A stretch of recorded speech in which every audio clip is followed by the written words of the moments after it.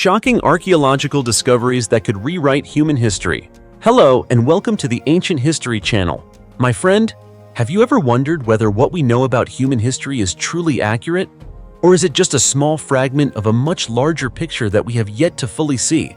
Because across the world, from ancient tombs buried for thousands of years, to fossils lying deep beneath the earth, and even mysterious structures that far exceed the understanding of early human civilizations, everything is gradually revealing truths that have left scientists stunned.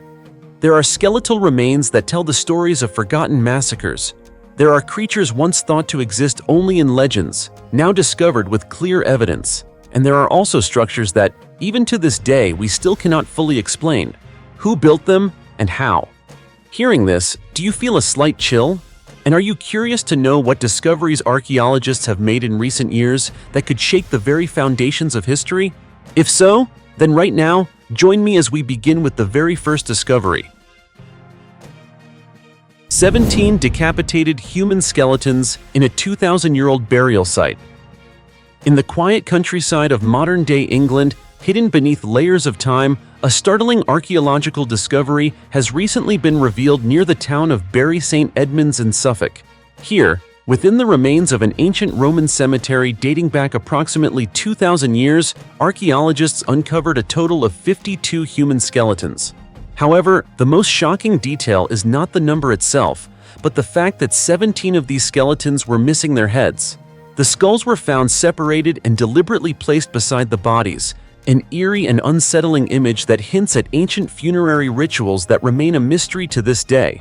At first glance, many might associate this with brutal executions, often depicted in Roman-era films.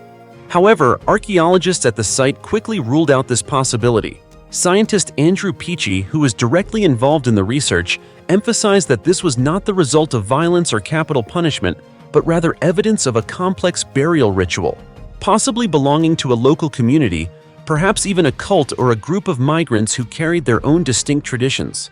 The key lies in the marks found on the bones. The cuts were not made while the individuals were alive, but after death, indicating that the decapitation was ritualistic rather than punitive. The incisions are located just behind the jaw, unlike the lower neck cuts typically seen in executions involving swords or axes. This distinction allows researchers to clearly differentiate between ritual death and violent killing. Initial analysis shows that the remains belong to both men and women, including 2 children around 10 years old. Most of them appear to have been healthy adults with well-developed arm and shoulder muscles, suggesting they regularly performed agricultural labor. Some individuals also show traits consistent with craftsmanship or manual trades, reflecting a socially diverse community during the Roman occupation of Britain. Their diet has also been revealed through analysis of their teeth and bone structure. They appear to have been relatively well-nourished, consuming significant amounts of sugar and natural carbohydrates, an uncommon feature among ancient farming communities. This suggests they may have had access to stored foods or imported goods during a time when the Roman economy in Britain was thriving. However, high sugar consumption came with consequences. Poor dental hygiene, tooth decay, and early tooth loss were common among the remains. Although the exact identities of these individuals remain unknown, it is clear they were not outcasts or executed criminals. On the contrary, the careful burial practices, from the deliberate placement of the skulls to the arrangement of objects around the bodies, indicate a certain level of respect for the deceased. They may have belonged to a religious group or tribe with unique beliefs, possibly thinking that separating the head from the body after death would help the soul move on, prevent unwanted reincarnation, or simply serve as a ritual to distinguish the dead from the living. Archaeologists are currently in the process of removing all the skeletal remains from the excavation site for further detailed analysis. Once the research is complete, the remains will be transferred to a local museum for exhibition, education, and long-term study. This is not only a way to preserve a piece of human history, but also a valuable opportunity for the public to explore previously unknown mysteries surrounding funerary practices in the ancient Roman world.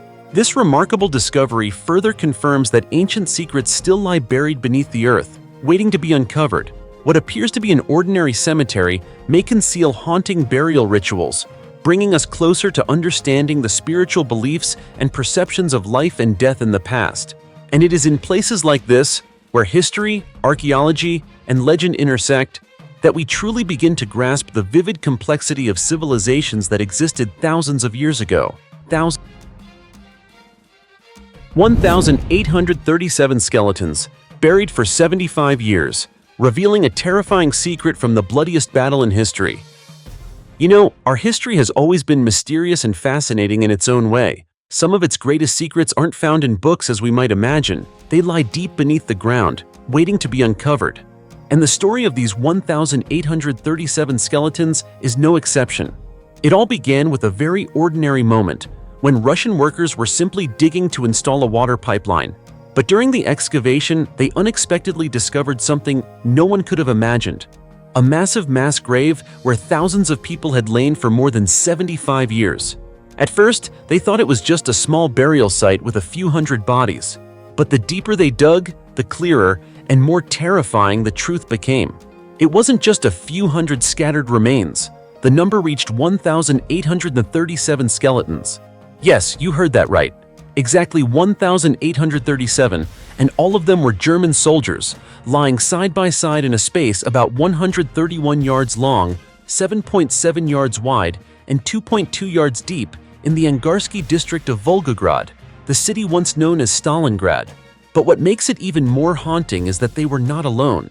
Mixed among the human remains were the bodies of horses, companions of the battlefield that had also fallen in that brutal conflict. All of them, humans and animals, were buried hastily at a time when death came too quickly and in such overwhelming numbers that no one had the time to organize proper burials.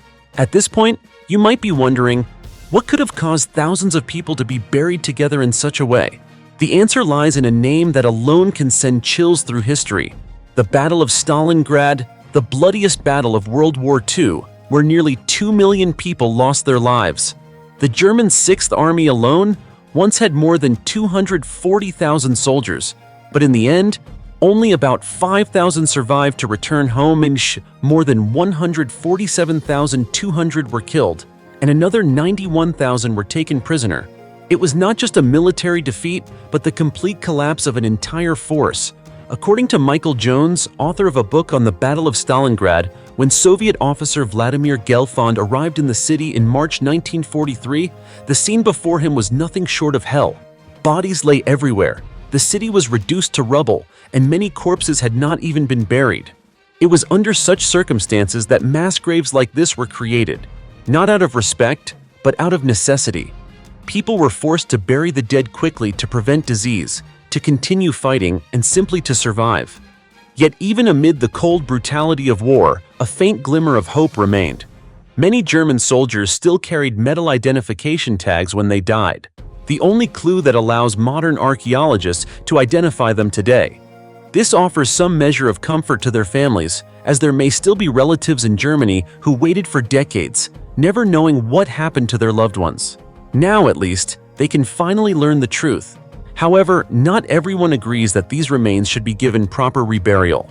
Some Soviet veterans, including hero Mikhail Borisov, strongly opposed the idea. He argued that German soldiers who had caused immense suffering, killed countless people, and enslaved millions did not deserve to be honored on this land. And what about you? If you stood before these 1,837 skeletons, people who were once enemies but are now nothing more than anonymous remains, how would you choose to see them? Forgive or remember so that history is never repeated. Leave your thoughts in the comments below. As for me, I believe the answer may not lie in right or wrong, but in how each of us chooses to face history, a past that, though buried, has never truly rested. Mummy bathing in a glacier high in the mountains. Imagine this.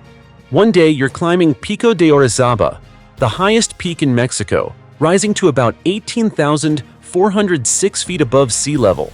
A mountain of breathtaking beauty, yet full of challenges. What comes to mind? Exhaustion or a poetic, awe-inspiring view?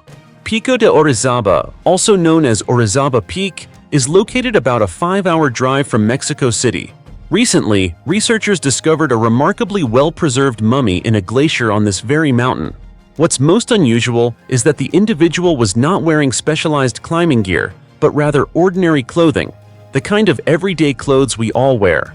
This immediately raises an important question. Was this person truly a climber, or is there another story behind their death? The mummy was found approximately 1,000 feet below the summit.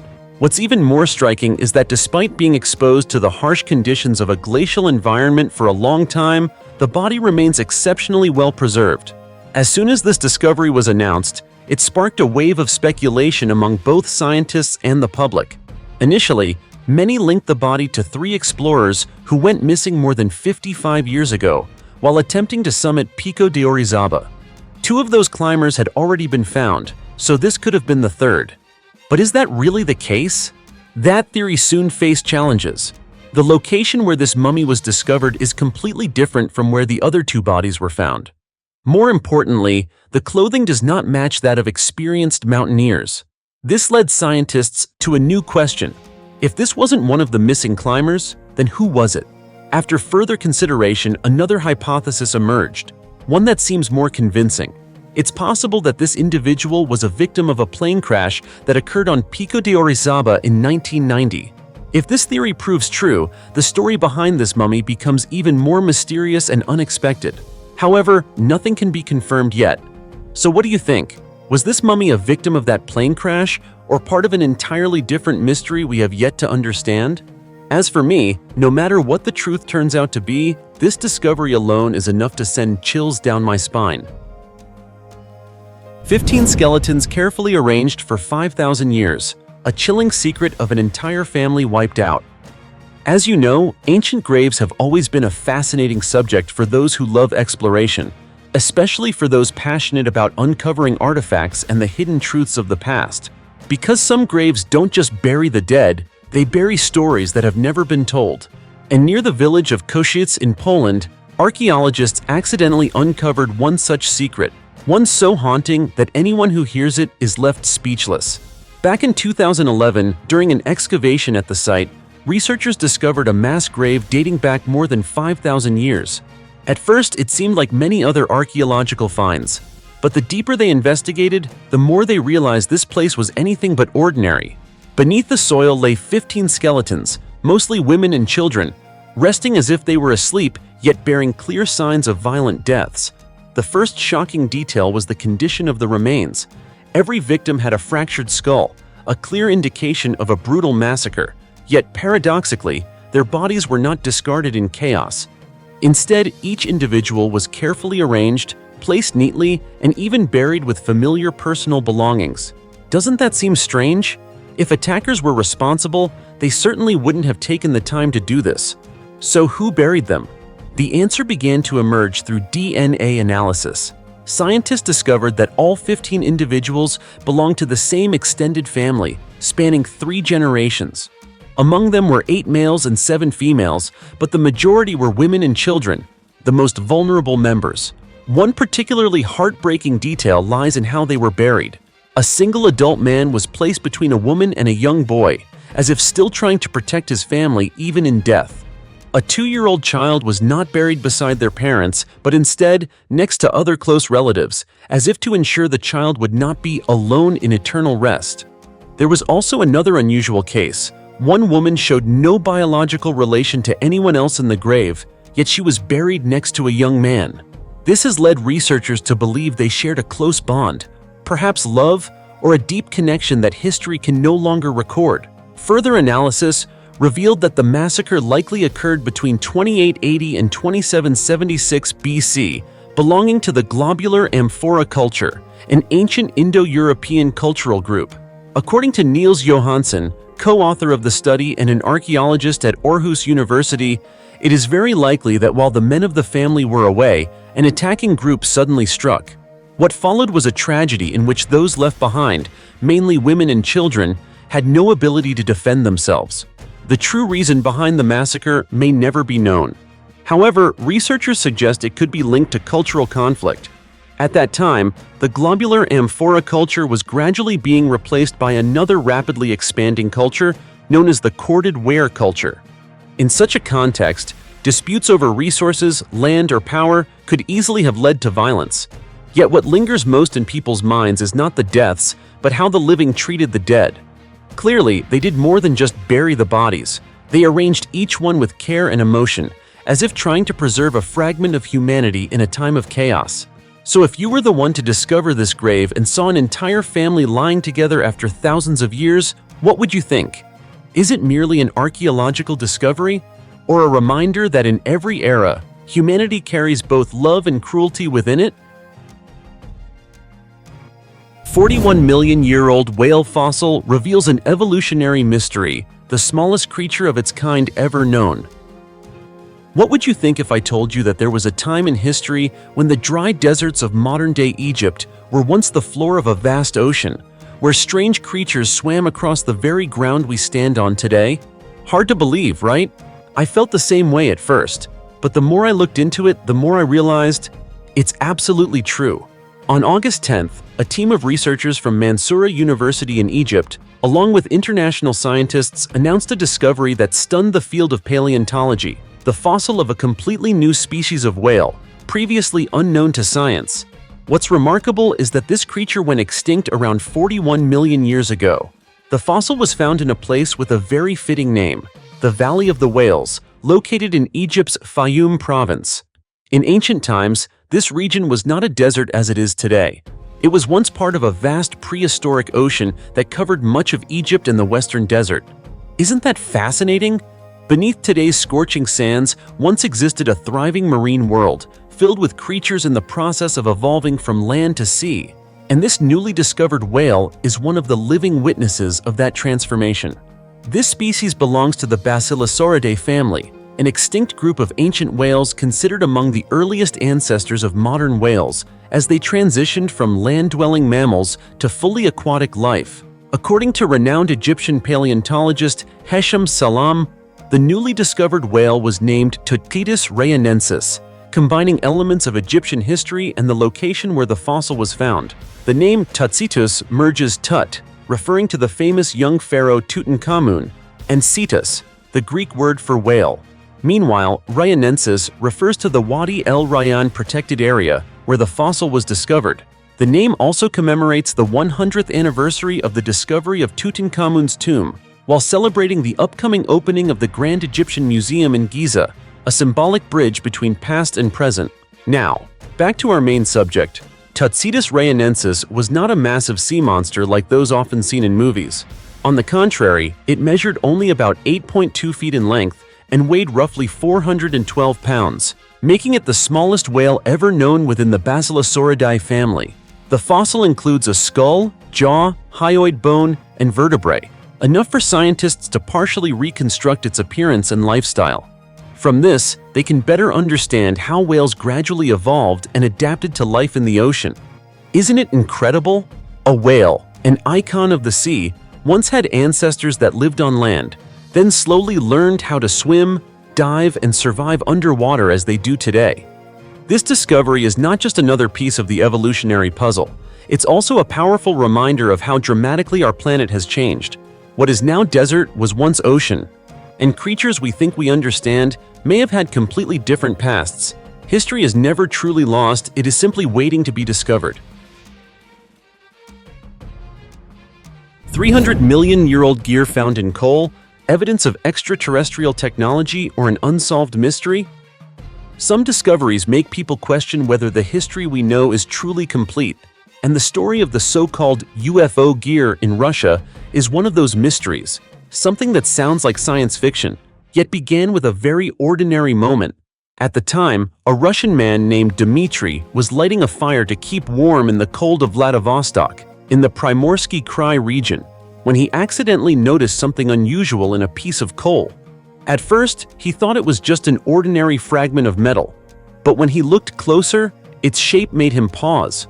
Imagine this: among chunks of black coal, there appears an object that looks exactly like a mechanical gear, with evenly spaced teeth and a nearly perfect structure. Doesn't that feel out of place? Of course it does, and Dmitry felt the same way. Sensing something unusual, Dmitry took the object to experts for examination, and from that moment on, the story became stranger than ever. After conducting their analysis, scientists reached a conclusion that shocked many. The object is approximately 300 million years old.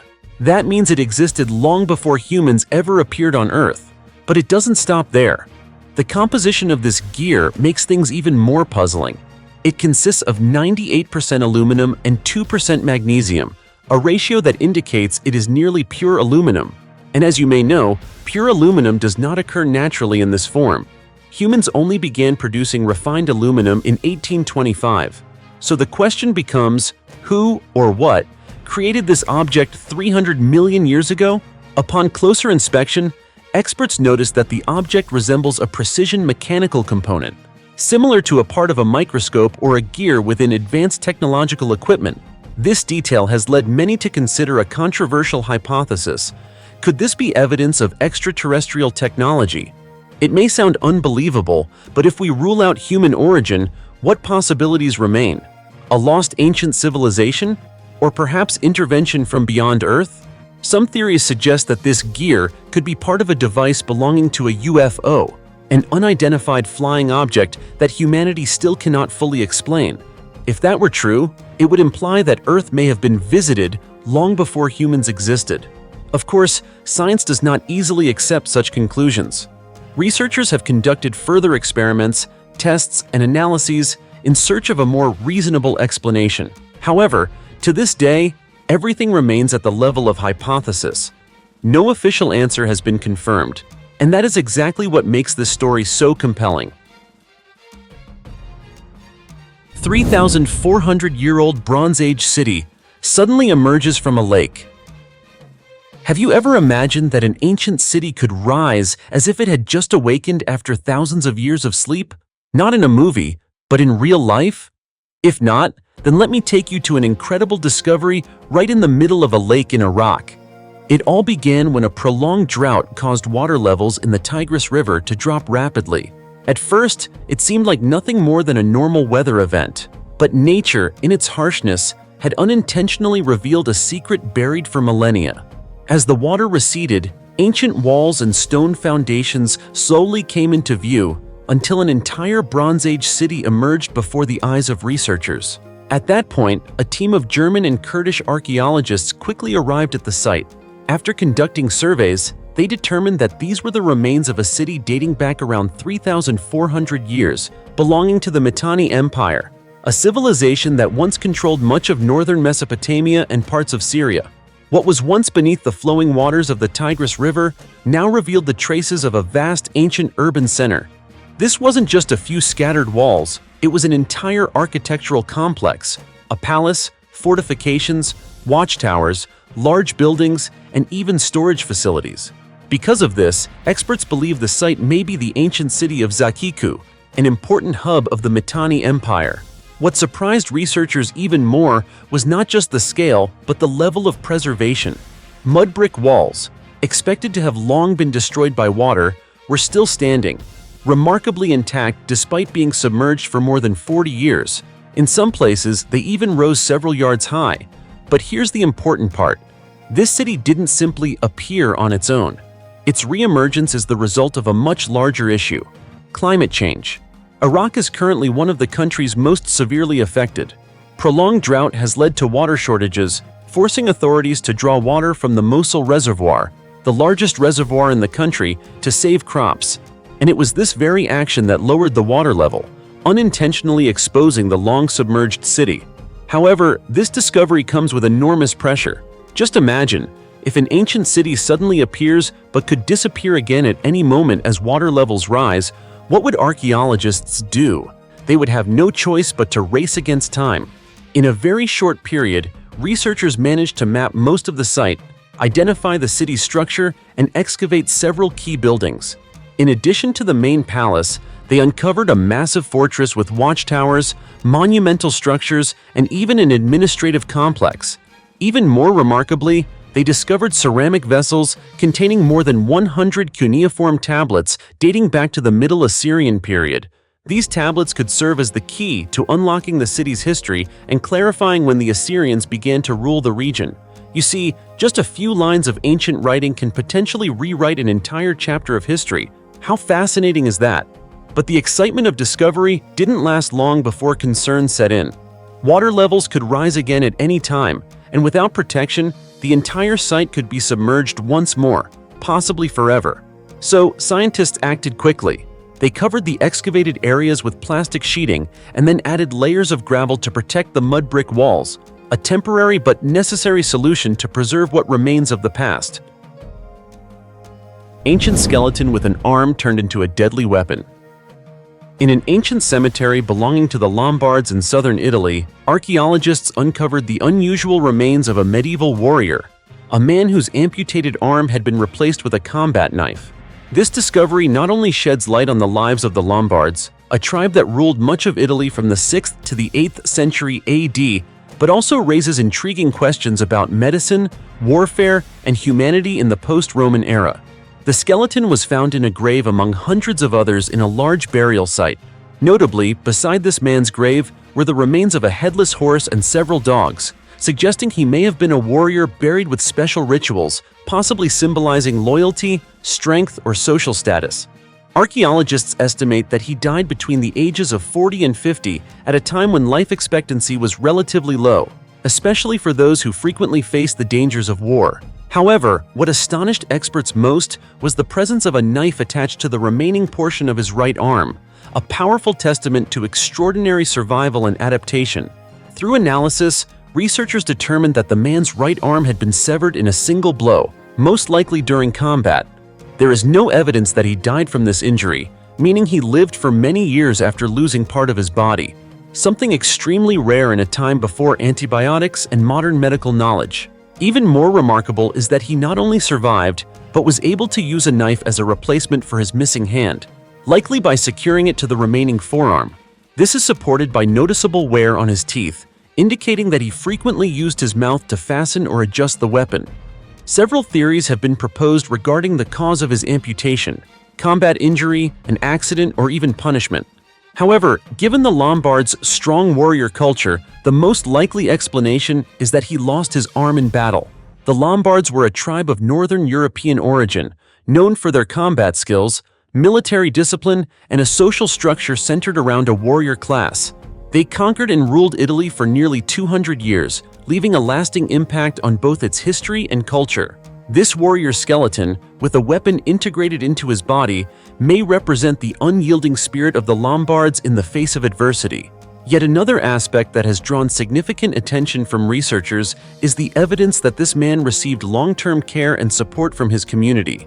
Surviving an amputation and living long enough to use a prosthetic weapon implies that someone treated his wounds, provided food, and even helped him reintegrate into a life that may have still involved combat. In a society where physical strength was essential for survival, this suggests that the Lombards were not only fierce warriors, but also capable of compassion and care for those who had fought for them.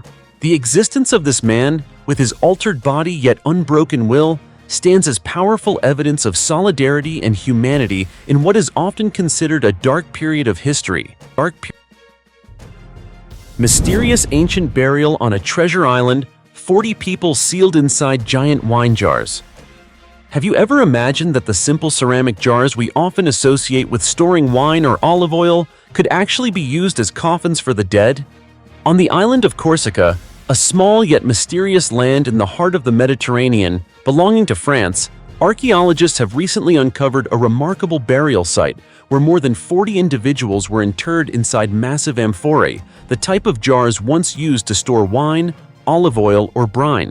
This is not just an ordinary archaeological discovery. It opens a window into the lives, customs, and development of the island's inhabitants more than 2,000 years ago. The excavation took place in the village of Île-Rousse, a site where some archaeological traces had previously been found. However, this latest discovery has truly astonished the scientific community. The cemetery has been dated to around the 1st century AD and lies just behind the town's parish, seemingly forgotten for millennia until these ceramic jars were unearthed. According to experts from France's National Institute for Preventive Archaeological Research, INRAP, amphorae are narrow-necked ceramic vessels with 2 handles, widely used in ancient Mediterranean civilizations. Notably, these jars were not originally made as coffins, but as everyday containers for goods like wine, olive oil, or brine.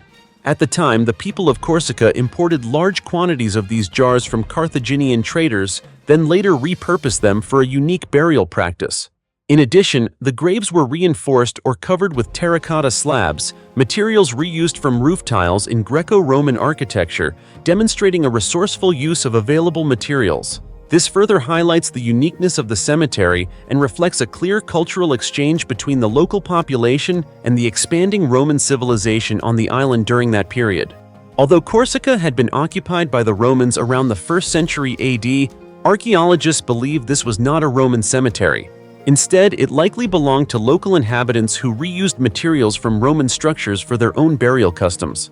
What makes this discovery even more surprising is its location, in an area long believed to have been sparsely inhabited throughout the island's history.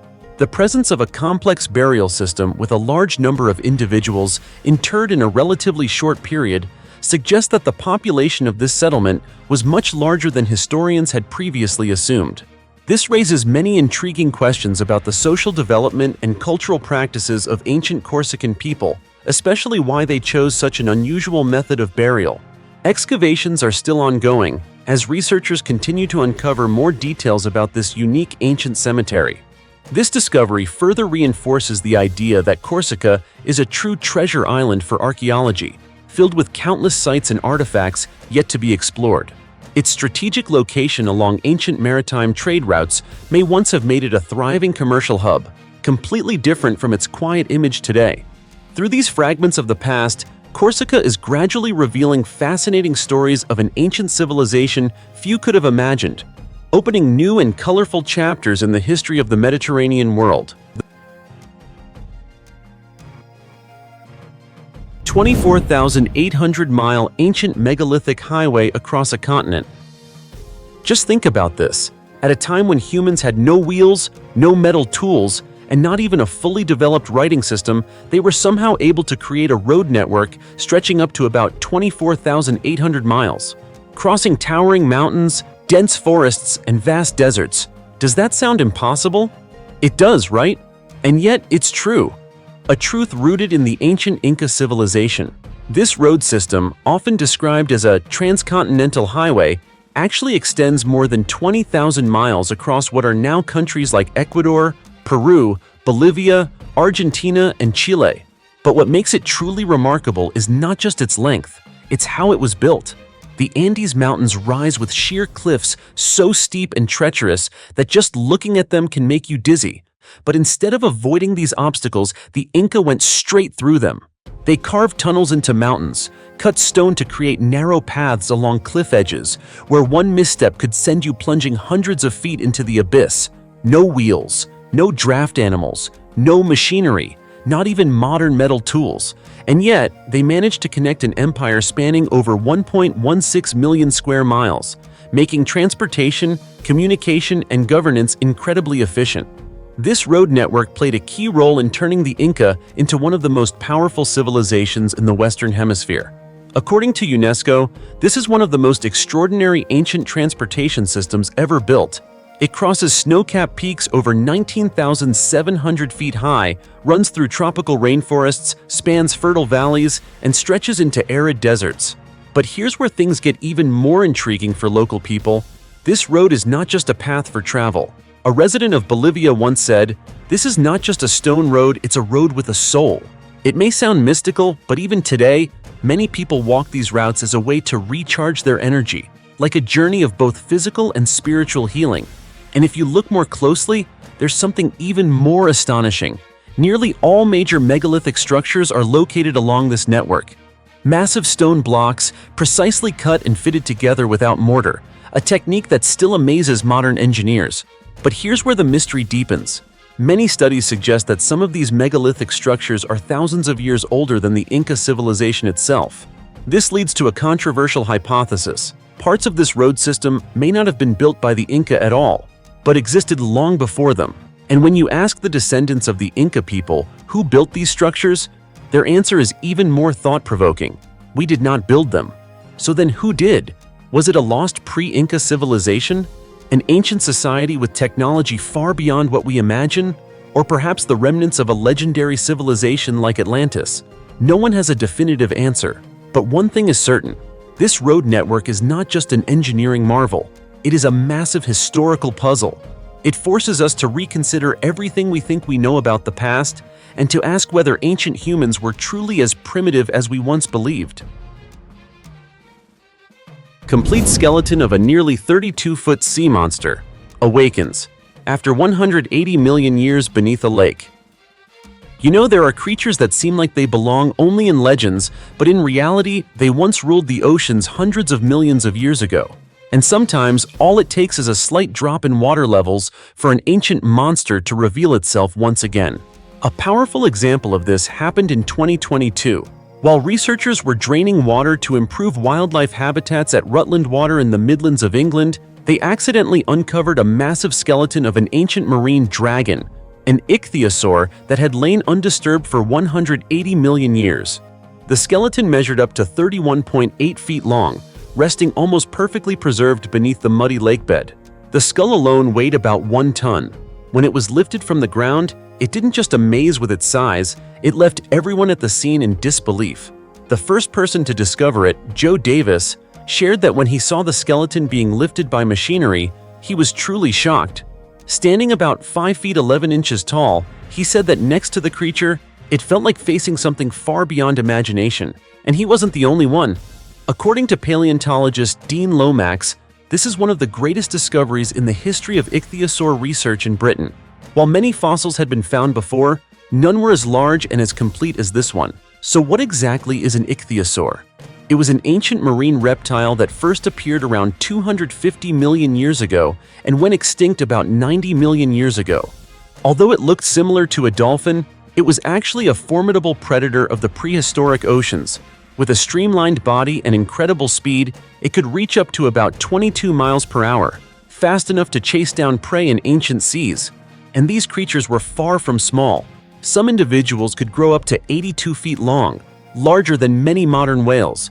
Just imagine a creature like that once swimming above what is now dry land. Doesn't that send chills down your spine? Of course, this was not the first time ichthyosaur remains had been found at Rutland Water. Back in the 1970s, during the construction of the reservoir, 2 incomplete skeletons were also discovered. But it wasn't until 2022, when this nearly intact specimen was excavated, that the picture of marine life during the Jurassic period became much clearer. What excites scientists the most is not just its size, but its exceptional state of preservation. From the skull to the spine and even smaller bone details, nearly everything remained in its original position. This gives researchers a rare opportunity to study its body structure, movement, and even hunting behavior in greater detail. You see, from just one skeleton, an entire lost world can be brought back to life.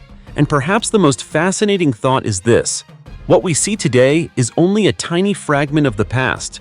Beneath the ground, beneath lakebeds, and within ancient layers of rock, there may still be countless other creatures waiting to be discovered. Do you think so too? That history has never truly died, it's simply lying in wait, ready to rise again at the right moment. Strange fossils in the Sahara Desert. Scattered across the Earth, fossils are traces of organisms from ancient geological eras that were buried and preserved within the planet's crust. And although fossils are found worldwide, the Sahara Desert is home to some of the oldest, largest, and most mysterious ever discovered. These ancient remains offer deep insight into the history of our planet and its many life forms, including humans. One of the earliest and most mysterious discoveries is the fossil of a giant crocodile. In 2014, paleontologists uncovered the skeleton of one of the largest crocodiles ever found. Named Megalithic rex, this prehistoric monster was twice the size of any crocodile alive today. It weighed at least 6,600 pounds and measured about 32 feet long. The fossil was buried in Tunisia on the edge of the Sahara Desert. Megalithic rex was likely the top predator in what used to be a body of water separating Africa from Europe around 130 million years ago. Federico Fanti from the University of Bologna, a member of the research team, even described it by saying, "Its skull was as big as an adult human. The skull alone was more than 5 feet long. It was a giant crocodile, so big and powerful that it sat at the very top of the food chain." The next discovery involves a mysterious creature dating back 480 million years. First discovered in the 1850s, it puzzled scientists for decades. But those mysteries were finally resolved in early 2019 when newly discovered, exceptionally detailed fossils from Morocco allowed paleontologists to properly identify it. These life forms, known as stylophorans, resemble decorative shapes with a long arm extending from one side. For a long time, scientists weren't even sure whether they belonged on the animal family tree. However, new research revealed that they are ancient relatives of creatures like starfish, sea lilies, sea urchins, brittle stars, and sea cucumbers. Although these remarkable fossils were excavated near the Sahara in 2014, researchers initially did not realize that some of the 450 specimens included preserved soft tissues. This discovery ultimately resolved a 150-year debate about the place of these strange organisms in the tree of life. Next comes the discovery of a new pterosaur species and an unknown sauropod dinosaur. Finding a new dinosaur species is already rare, but discovering two in a single expedition is a dream for any paleontologist. Yet in 2008, a team made that dream a reality when they uncovered both a new pterosaur and a previously unknown sauropod in the Sahara Desert. The pterosaur was identified from a large fragment of its beak, while the sauropod was represented by a bone over 3 feet long, indicating a herbivorous animal nearly 66 feet in length. This extinct giant lived around 100 million years ago. Pterosaur fossils are especially rare because their bones were light and fragile, perfect for flight, but unlikely to be preserved. Nizar Ibrahim, then a graduate student at University College Dublin and leader of the expedition, stated, "Most pterosaur finds are just fragments of teeth and bones, so discovering a large part of a beak was incredible, and enough to confirm we had a new species." Finally, there is the discovery of the oldest known fossils of Homo sapiens. These were first found by miners in Morocco, who uncovered fragments of a skull at a site called Jebel Irhoud in 1961. Additional bones were later discovered during excavations, along with flint tools and charcoal, indicating the use of fire. Researchers initially estimated the bones to be around 40,000 years old, until paleontologist Jean-Jacques Hublin re-examined a jawbone in the 1980s. While the teeth appeared very similar to those of modern humans, the shape of the jaw seemed more primitive. Using a method called thermoluminescence dating, scientists later determined that the remains were actually about 300,000 years old, belonging to Homo sapiens. However, this claim sparked debate. Anthropologists continue to argue over the exact physical traits that distinguish modern humans from our ancestors. Previously, the oldest widely accepted Homo sapiens fossils were dated to around 200,000 years ago. This new discovery pushes the origin of our species back by an additional 100,000 years. A 1,400-year-old Nubian child mummy with mysterious tattoos that have left scientists puzzled. Have you ever wondered if one day we could touch the past? What would it tell us? Not through words, but through silent traces buried deep beneath the earth for thousands of years. If you haven't, then come with me to the land of Kulub Narti in northern Sudan, where the Nile River still flows as if it has never cared about time. Here, a team of experts from the University of Missouri-St. Louis conducted excavations at an ancient burial site belonging to the Chinefab tradition. At first, they thought it would be nothing more than a routine survey, digging up a few skeletons, documenting them, and analyzing the findings. But things are never that simple, right? And indeed, as they dug deeper, they began to realize that this site held far more mysteries than they had imagined. Ancient graves lay close together, as if an entire community had once lived here and then quietly vanished.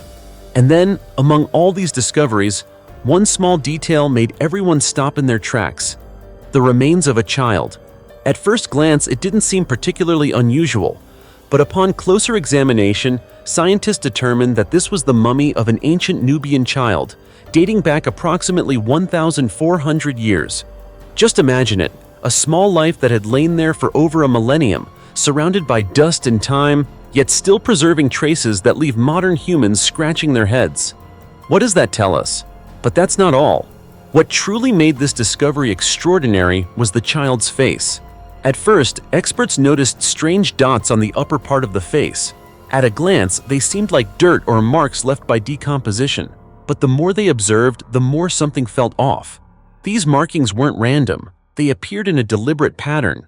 So the team decided to turn to modern technology, multispectral imaging, a technique that allows researchers to see beyond what the naked eye can detect, and what they discovered shocked everyone. These were not stains. They were not signs of damage. They were tattoos. At this point, you probably froze for a moment, just like I did. A child believed to be no more than 3 years old with tattoos on their face? It's hard to even process, isn't it? And this very detail has opened up a series of questions that remain unanswered to this day. Could this have been part of a religious ritual practiced by the ancient Nubians? Or perhaps a protective symbol meant to guard the child from dangers they believed in? Or maybe it was a way to mark identity or social status from a very early age?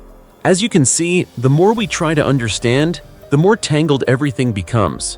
What's remarkable is that even though modern technology has allowed us to clearly see these tattoos, their true meaning remains a mystery, and it's precisely these unanswered questions that make archaeology so captivating.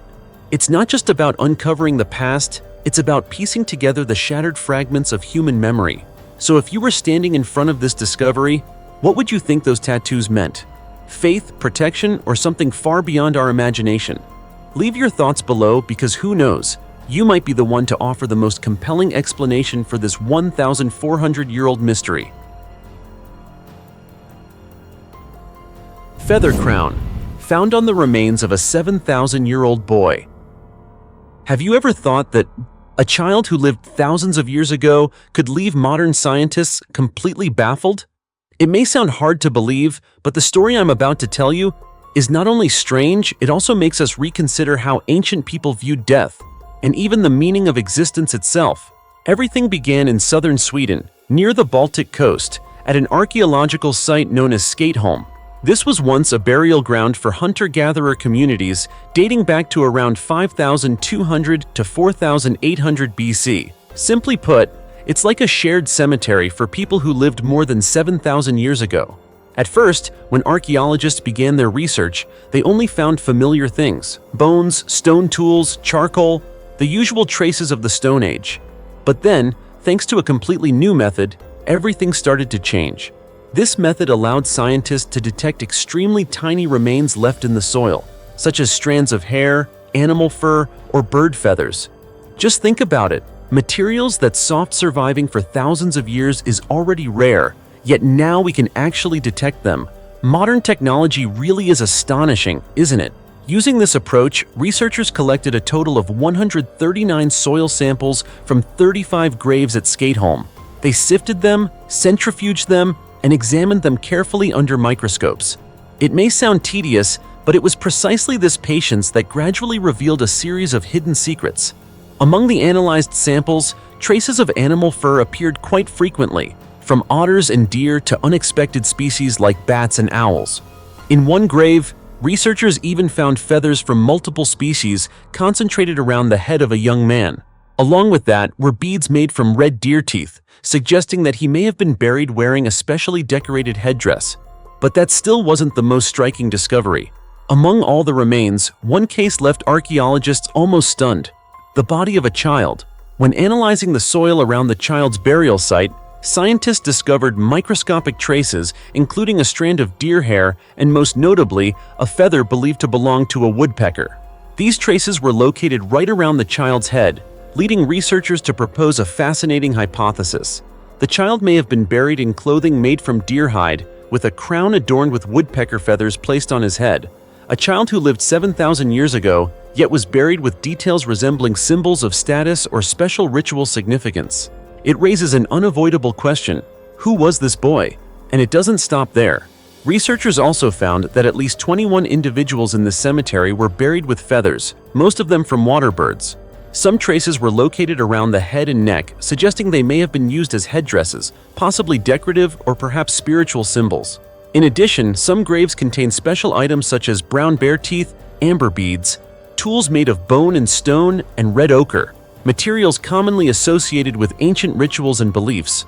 All of these details come together to form a deeply mysterious picture. Could this child have belonged to a family of high status? Or did that feather crown carry spiritual meaning, perhaps serving as a guide for the soul into the afterlife? No one can say for certain what truly happened, but as you can see, from the tiniest particles hidden in the soil, an entire world of the past slowly comes back to life before our eyes. And that is truly fascinating, isn't it? 32 monkey skeletons in an ancient cemetery reveal an unbelievable secret of the Roman army. Have you ever imagined that in an ancient cemetery, where only humans were expected to be buried, dozens of monkey skeletons would appear?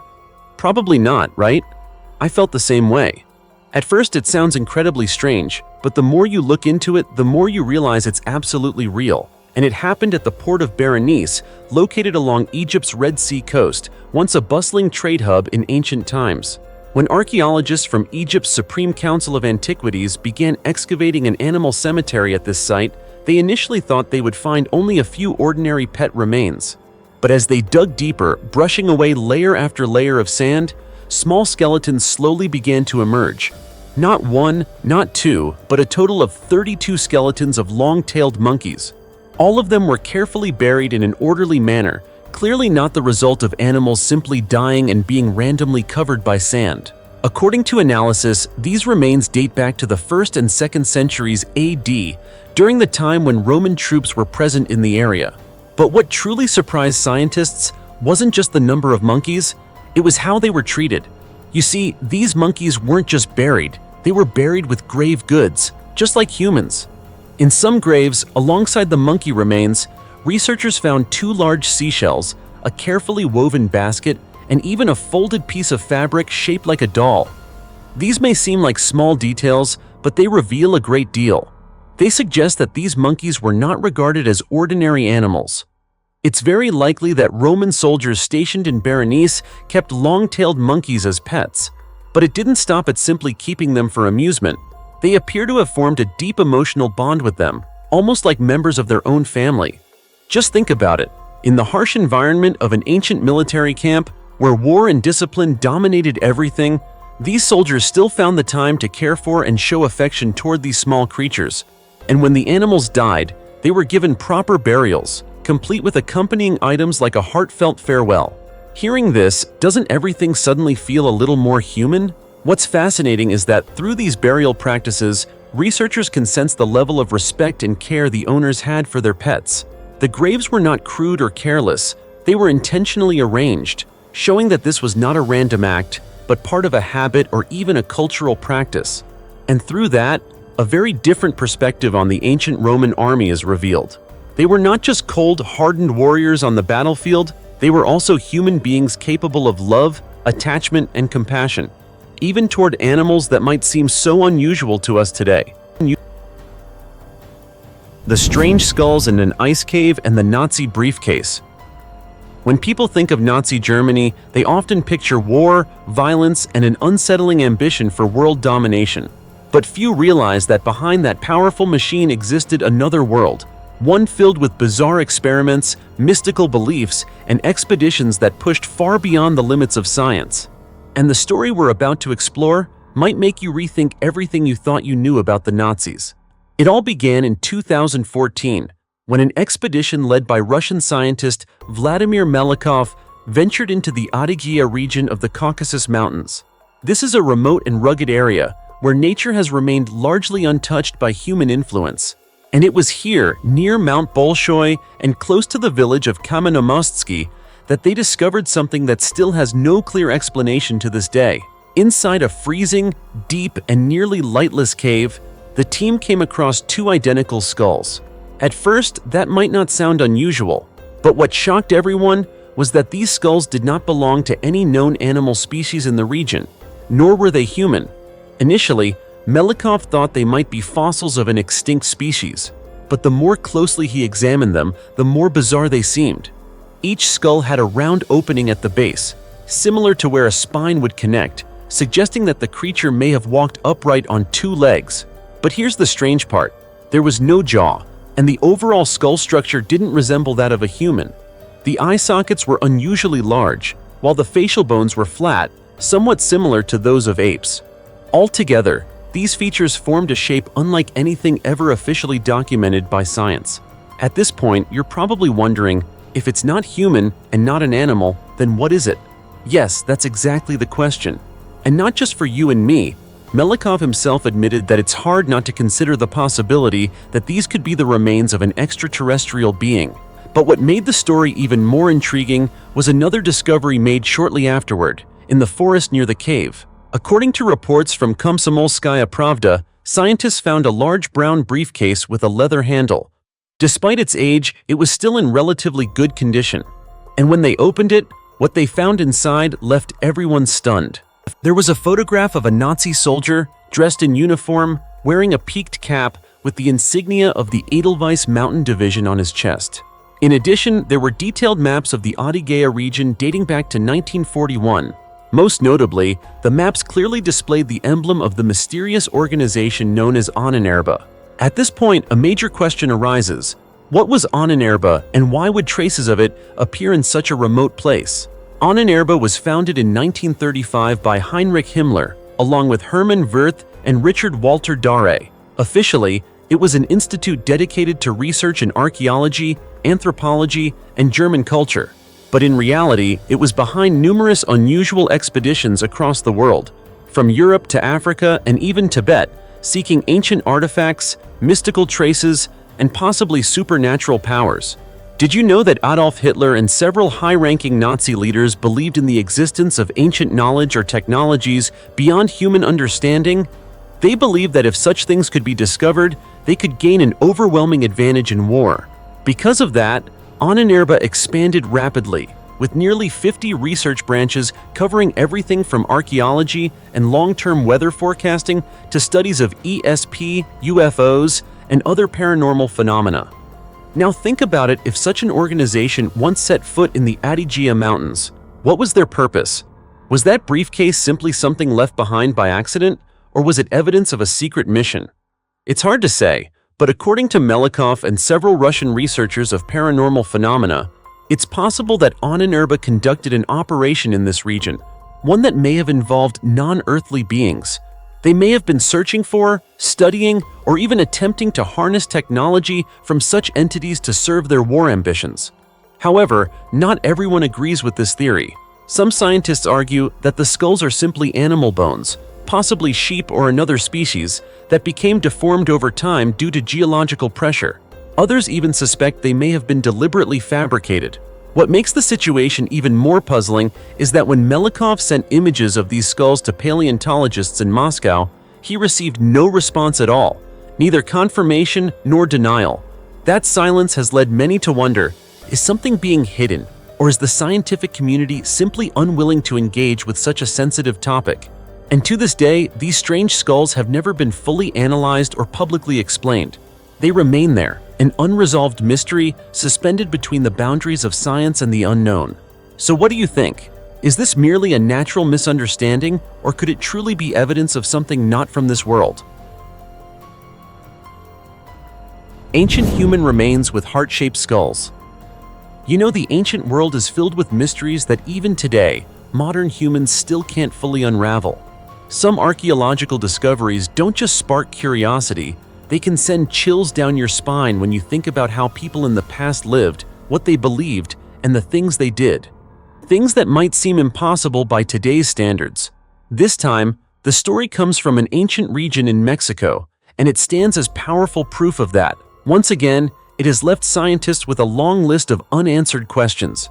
During a recent excavation, researchers from Mexico's National Institute of Anthropology and History discovered two extremely unusual skulls at the Casa Colorada complex, part of the La Ferreria archaeological site in northwestern Mexico.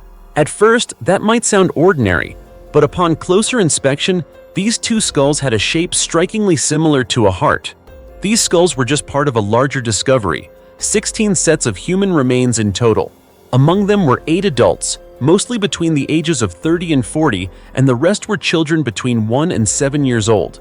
Unfortunately, most of the remains had been damaged over time, leaving only 3 adult skeletons in relatively good condition. But it was those 2 unusual skulls that captured everyone's attention. After careful examination, experts determined that the heart-shaped form was not natural. Instead, it was the result of intentional cranial deformation, performed when the individuals were still very young. What's particularly remarkable is that this type of deformation had never been recorded before at La Ferreria, making this discovery extremely rare and difficult to explain. At this point, you might be wondering, how could ancient people have done something like that? In fact, intentional skull shaping was not uncommon in many ancient cultures, especially in the Mesoamerican region, which includes much of present-day Mexico and Central America.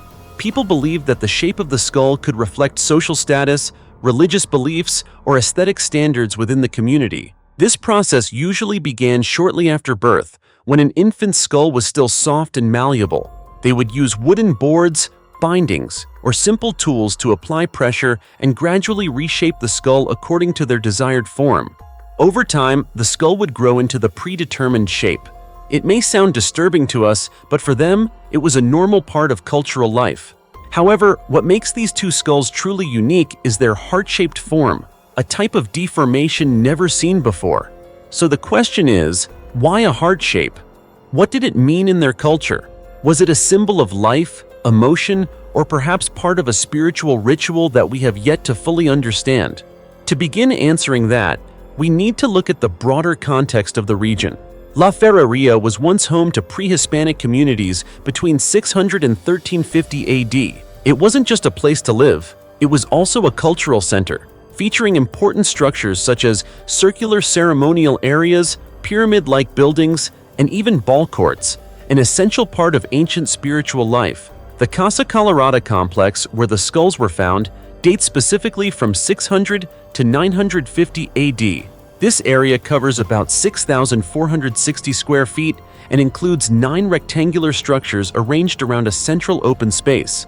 Previous excavations in the area have also uncovered numerous burials, leading researchers to believe this was a designated zone for the dead, where important funeral rituals took place.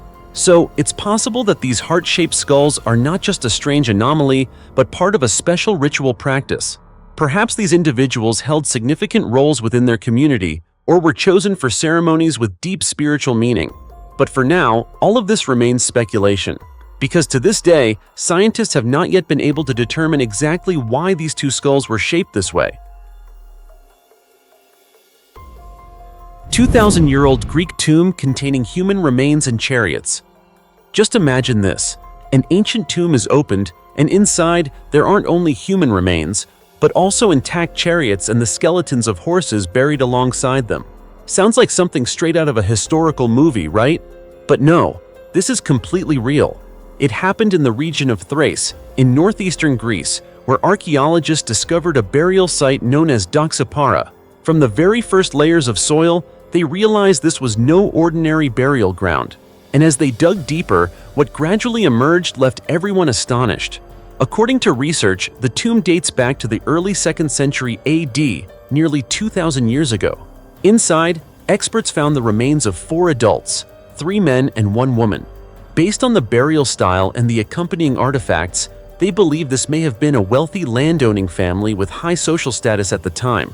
But what makes this tomb extraordinary isn't just the number or condition of the remains, it's what was buried with them.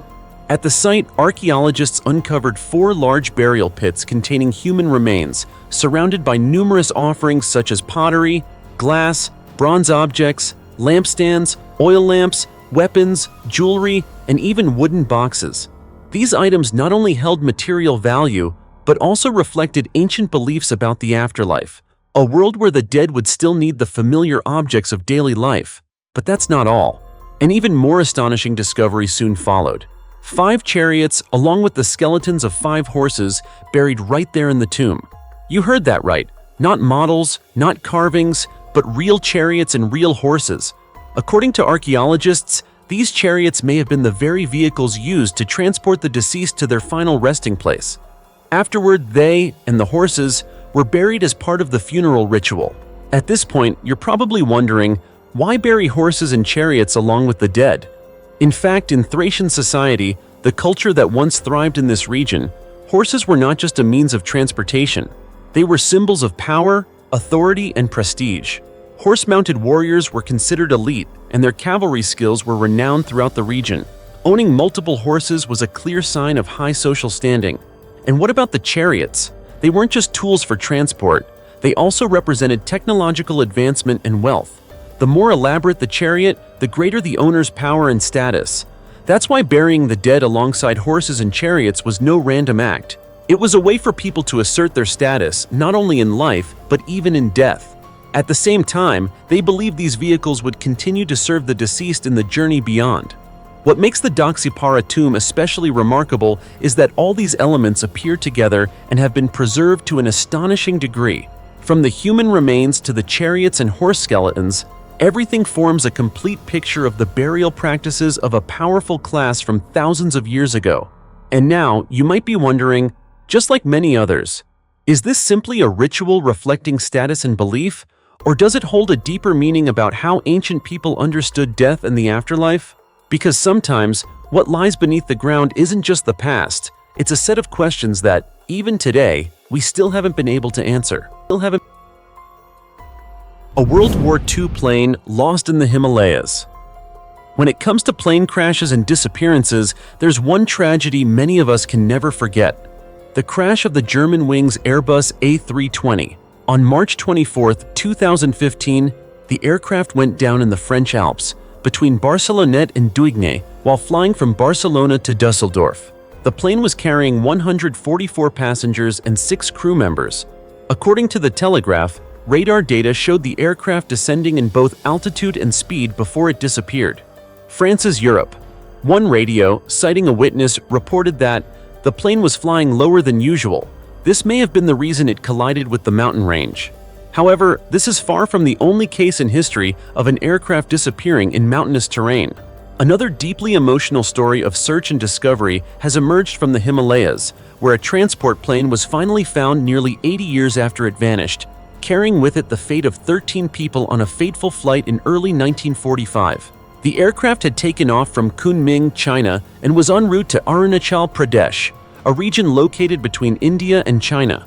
Severe weather pushed it into treacherous mountain terrain, and from that moment on, there was no trace of the plane or those on board. Years later, American explorer Clayton Culloz became the key figure in the search. He was hired by a relative of one of the missing passengers. His expedition team traveled hundreds of miles through dense jungle terrain, enduring months of harsh conditions. Tragically, 3 local guides who assisted the mission lost their lives to the cold while camping in the icy wilderness. Finally, in December 2021, the team discovered the aircraft buried beneath snow. They confirmed it was the long-lost plane by identifying its tail number. However, no human remains were found inside, only the remnants of a tragic event that had once taken place. Bill Scherer, who had hired Culloz and Lives in New York, shared his emotions upon hearing the news. "I'm very glad to know he has been found. It's a heartbreaking story, but it also brings a sense of closure. I grew up without a father.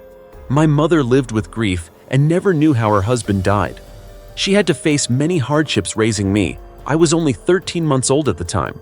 It's also known that during World War II, hundreds of U.S. military aircraft went missing across the India-China-Myanmar region. Despite numerous search efforts and various theories, the exact causes of these disappearances remain unknown to this day and continue to be one of humanity's enduring mysteries. As you can see, our world is filled with mysteries that are both fascinating and difficult to fully understand, isn't it? The lighthouse of Alexandria rises from the seafloor. In the heart of the deep blue Mediterranean, beneath the calm waters surrounding Egypt's Pharos Island, a wonder that had lain dormant for centuries has been awakened. Not by magic, but by the persistence and breakthroughs of modern archaeologists. In an unprecedented underwater excavation, an international research team led by France's CNRS, National Center for Scientific Research, has announced a discovery that has sent shockwaves through both the academic world and history enthusiasts worldwide. 22 massive stone blocks, once part of the legendary Lighthouse of Alexandria, have been raised from the seabed. This monumental structure, once known as the Light of the Ancient World, is now gradually being reconstructed, not only with limestone and columns, but also through cutting-edge simulation technology known as the Pharos Project. Built around 280 BC during the reign of Ptolemy II Philadelphus, a successor to one of Alexander the Great's closest generals, the Pharos Lighthouse was a masterpiece of engineering for its time. Standing at least about 328 feet tall, it was not merely a navigational aid, but a symbol of power. A towering beacon that illuminated the skies above Alexandria, the intellectual and cultural capital of the ancient world.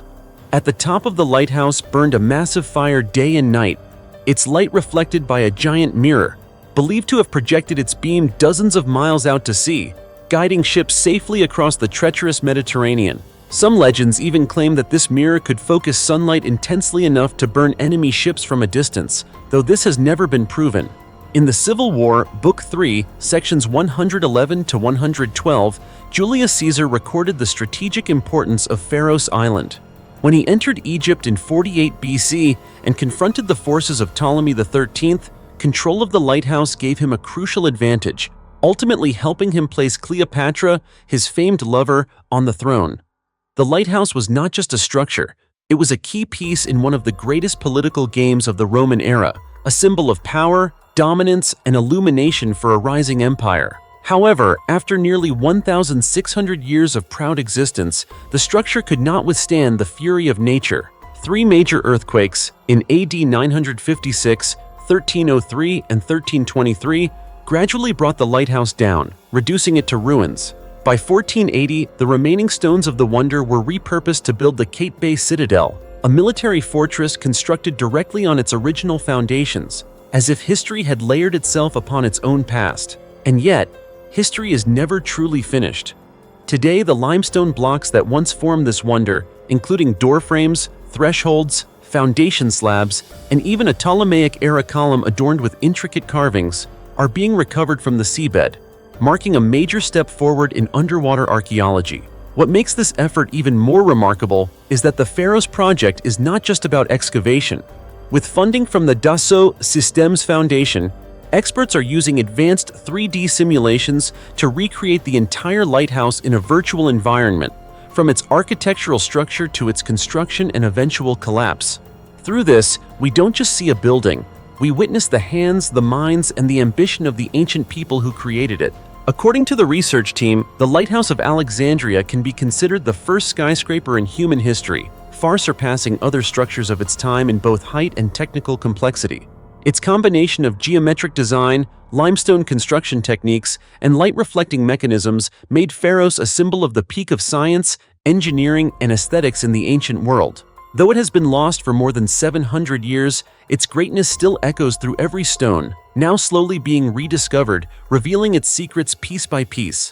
Of the 7 wonders of the ancient world, only the Great Pyramid of Giza still stands today. The others, such as the statue of Zeus at Olympia, the Hanging Gardens of Babylon, and the Temple of Artemis, have been destroyed or left behind little to no clear archaeological trace.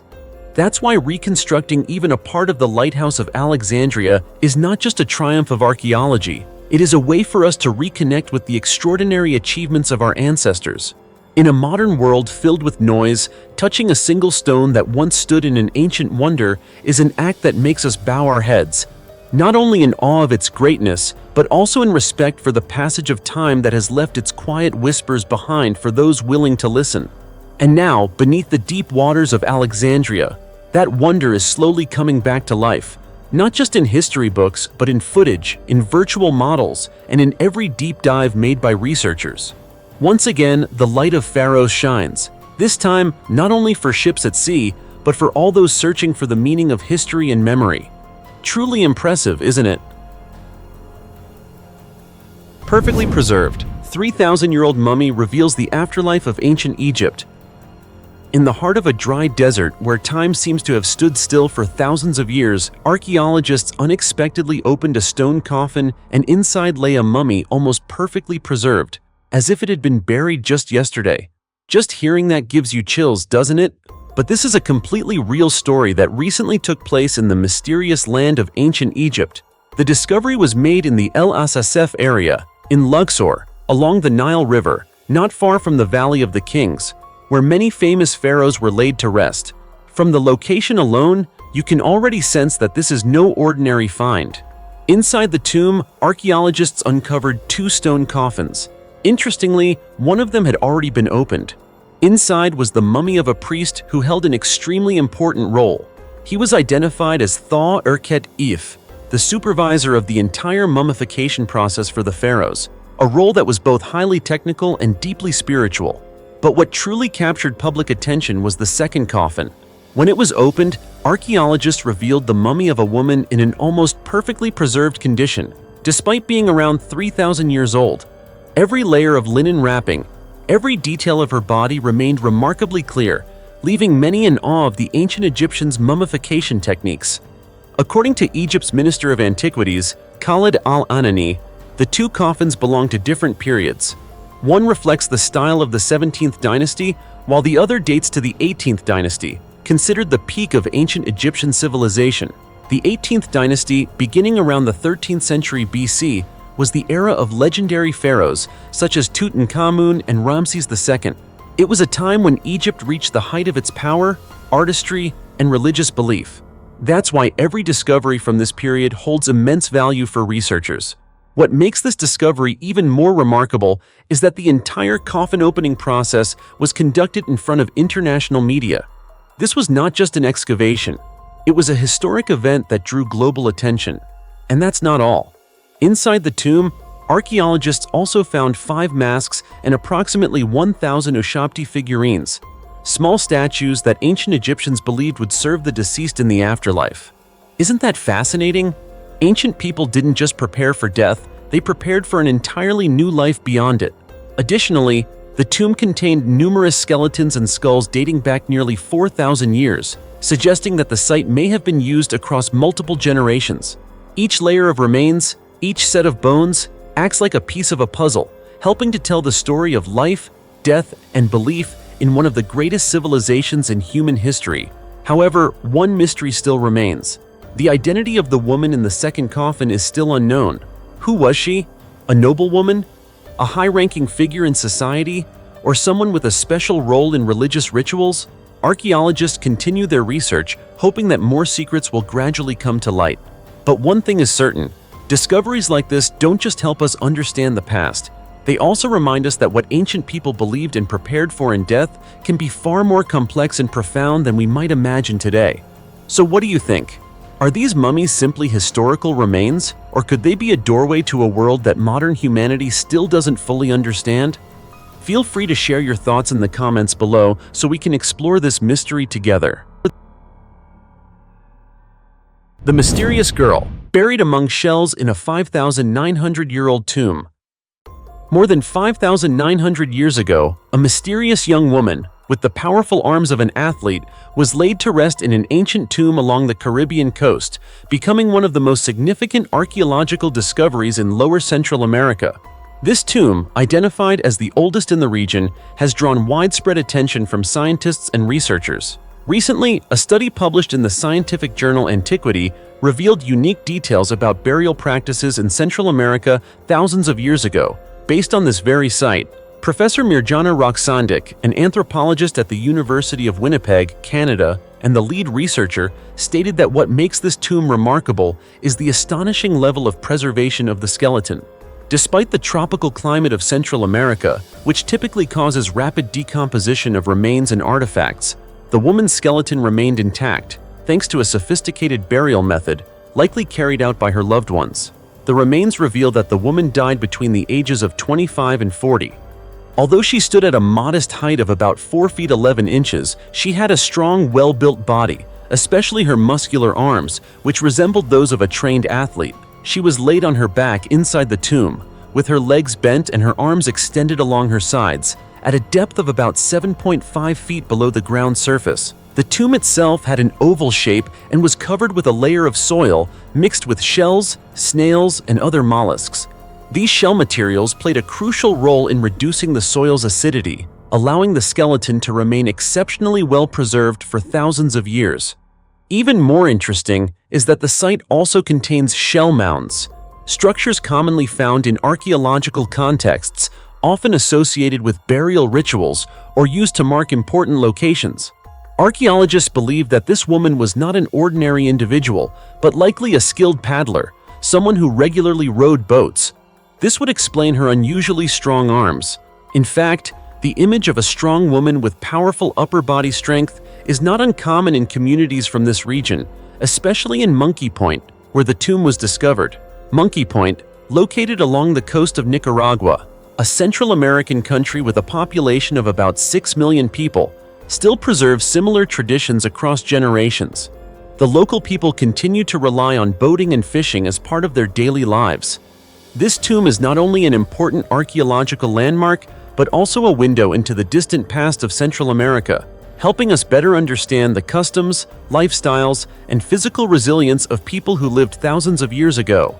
The story of this mysterious young woman with athlete-like arms doesn't just amaze us with the preservation of ancient remains, it also invites us to reflect on the strength, endurance, and determination of those who once lived in this region long ago. What do you think? 9 crocodile skulls guarding a mummy, a terrifying ritual in a 4,000-year-old tomb. You know, there are archaeological discoveries that make us wonder, what were ancient people thinking when they created rituals that are both strange and chilling? This story, set in an ancient cemetery in Egypt, is a perfect example, and it may make you rethink how people in the past viewed death. During an excavation, archaeologists opened 2 ancient tombs. At first, everything seemed familiar. Mummies lying in silence, traces of burial rituals, and a stillness that had lasted for thousands of years. But then, a shocking detail emerged. Surrounding one of the mummies were 9 monstrous skulls, deliberately arranged in a specific pattern. Upon closer examination, experts determined that these skulls actually belonged to ancient crocodiles, specifically species that once lived along the Nile River. What's particularly intriguing is that they were not mummified in the traditional Egyptian way. Instead, they were simply wrapped in cloth and placed around the deceased, as if carrying out a specific purpose. At this point, you're probably wondering, just like the researchers did, why crocodiles? And why place them around the mummy? According to initial findings, one of the 2 tombs belonged to Cheti, a high-ranking official during the reign of Pharaoh Nebuchadnezzar Mentuhotep II, who ruled from around 2055 to 2022 BC. This was a period when Egypt was recovering and consolidating power after a time of division, so individuals of high status were often buried with special rituals. However, the identity of the mummy in the second tomb remains unknown. This only deepens the mystery, because that individual may have held an equally important role in society at the time. Returning to the crocodile skulls, researchers believe they were more than just animal remains. In ancient Egyptian belief, crocodiles were closely associated with Sobek, a deity who could appear as a crocodile or as a human with a crocodile head. Sobek symbolized strength, power, and fertility. He was also closely linked to the pharaohs and was believed to protect people from the dangers of the Nile, a river that was both a source of life and a place of great risk. Because of this, placing crocodile skulls around the mummy may not have been random at all.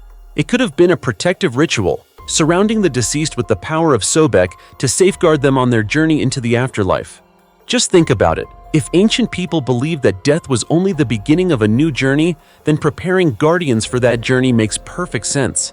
But instead of humans or weapons, they chose one of the most feared creatures, crocodiles, as symbols of power and protection.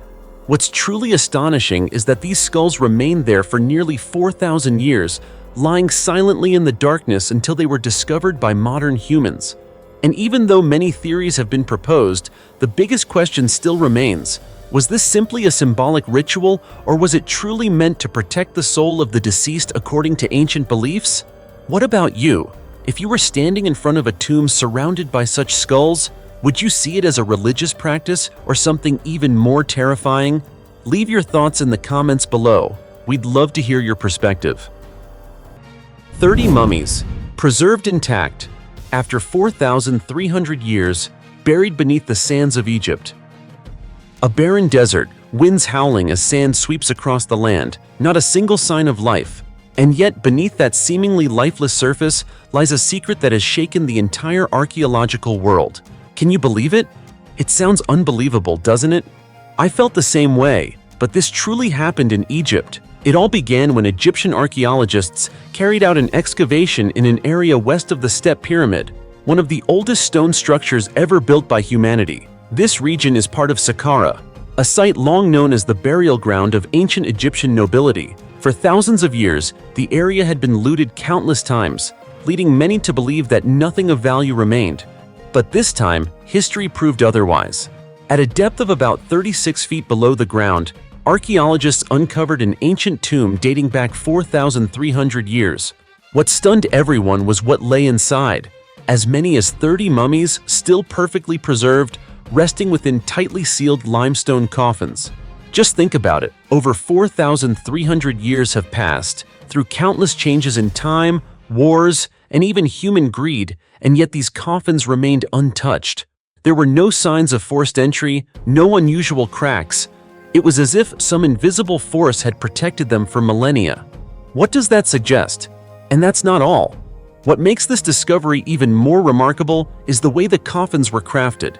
They were made entirely of limestone and sealed with a special type of mortar, one that continues to intrigue scientists because of its mysterious composition and extraordinary durability. This sealing layer protected the mummies from air, moisture, and any outside interference. According to archaeologist Abdel Hakim Karar, this is the first time in Egypt's excavation history that 30 intact mummies have been found together in a single tomb, a number that is not only rare but nearly unprecedented. This makes the archaeological value of the discovery immensely significant.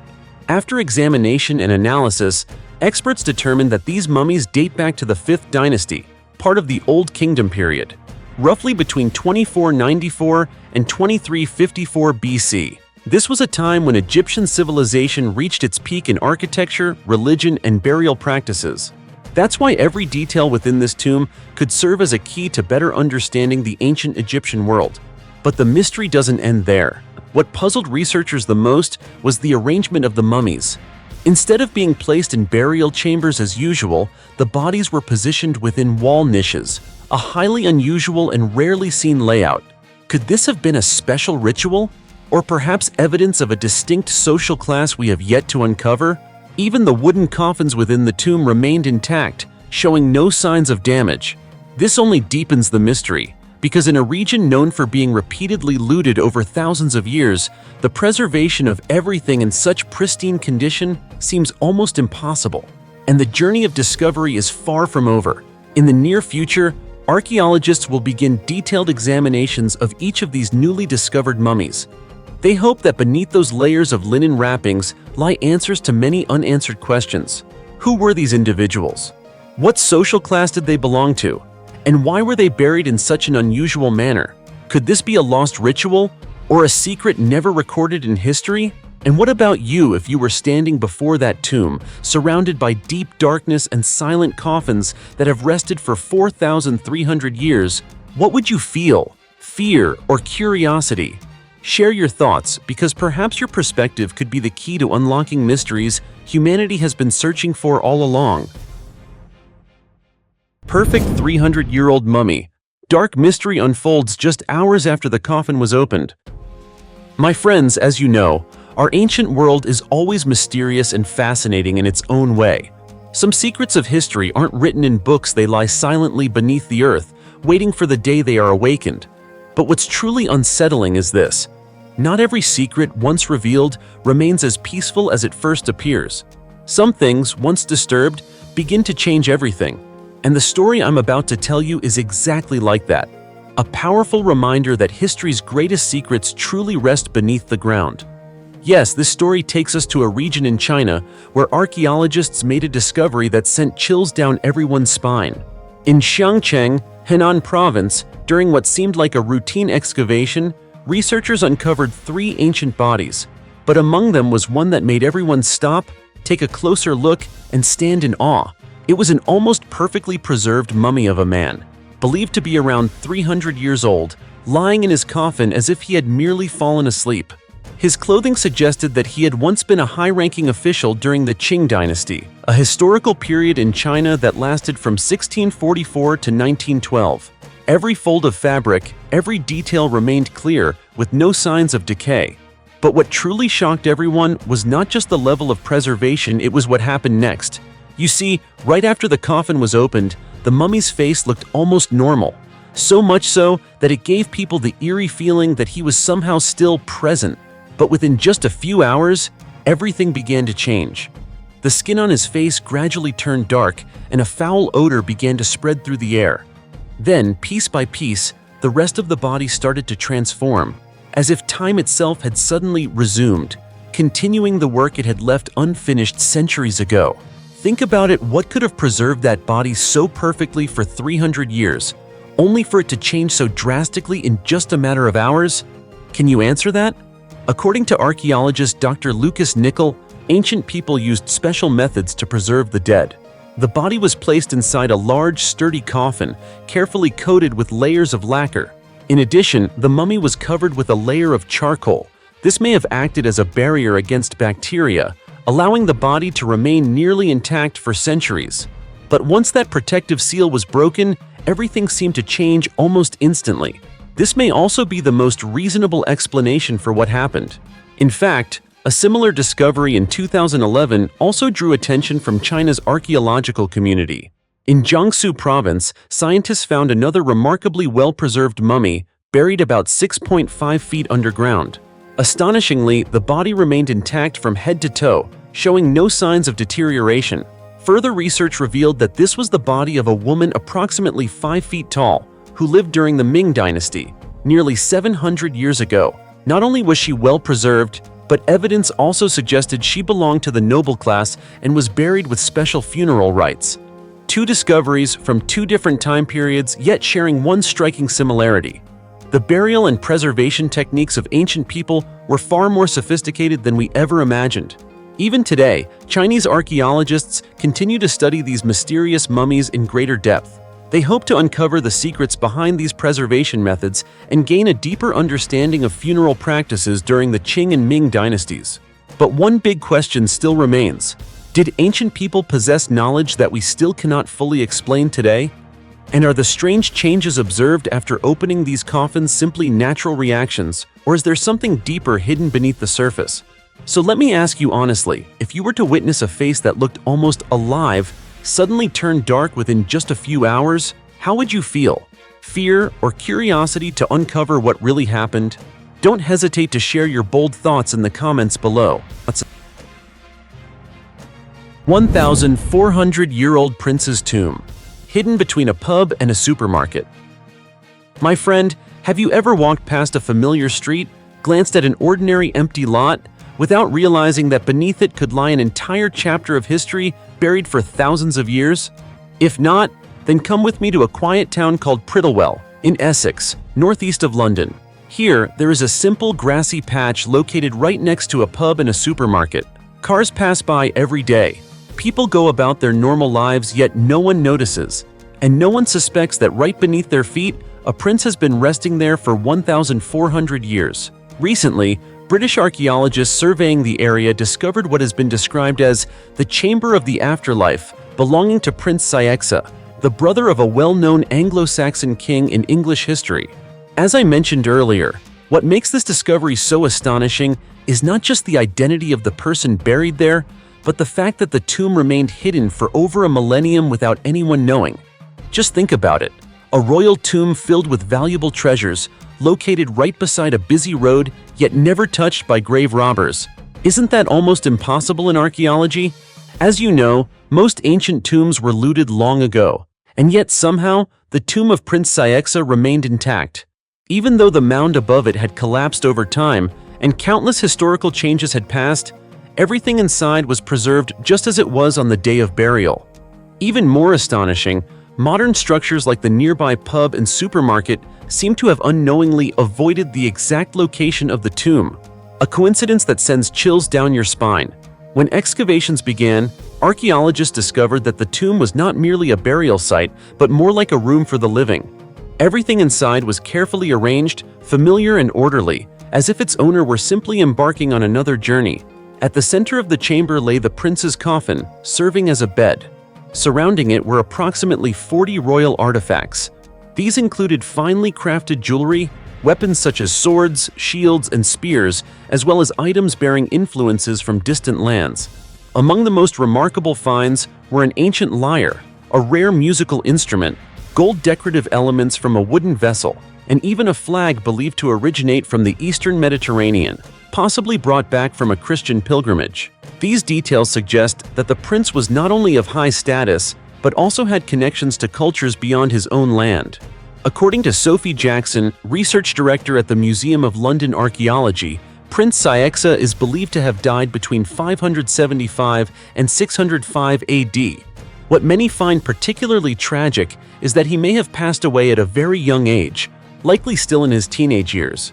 A short life, yet honored with a grand and mysterious burial, only to lie undisturbed beneath the earth for 1,400 years, completely unknown to the world.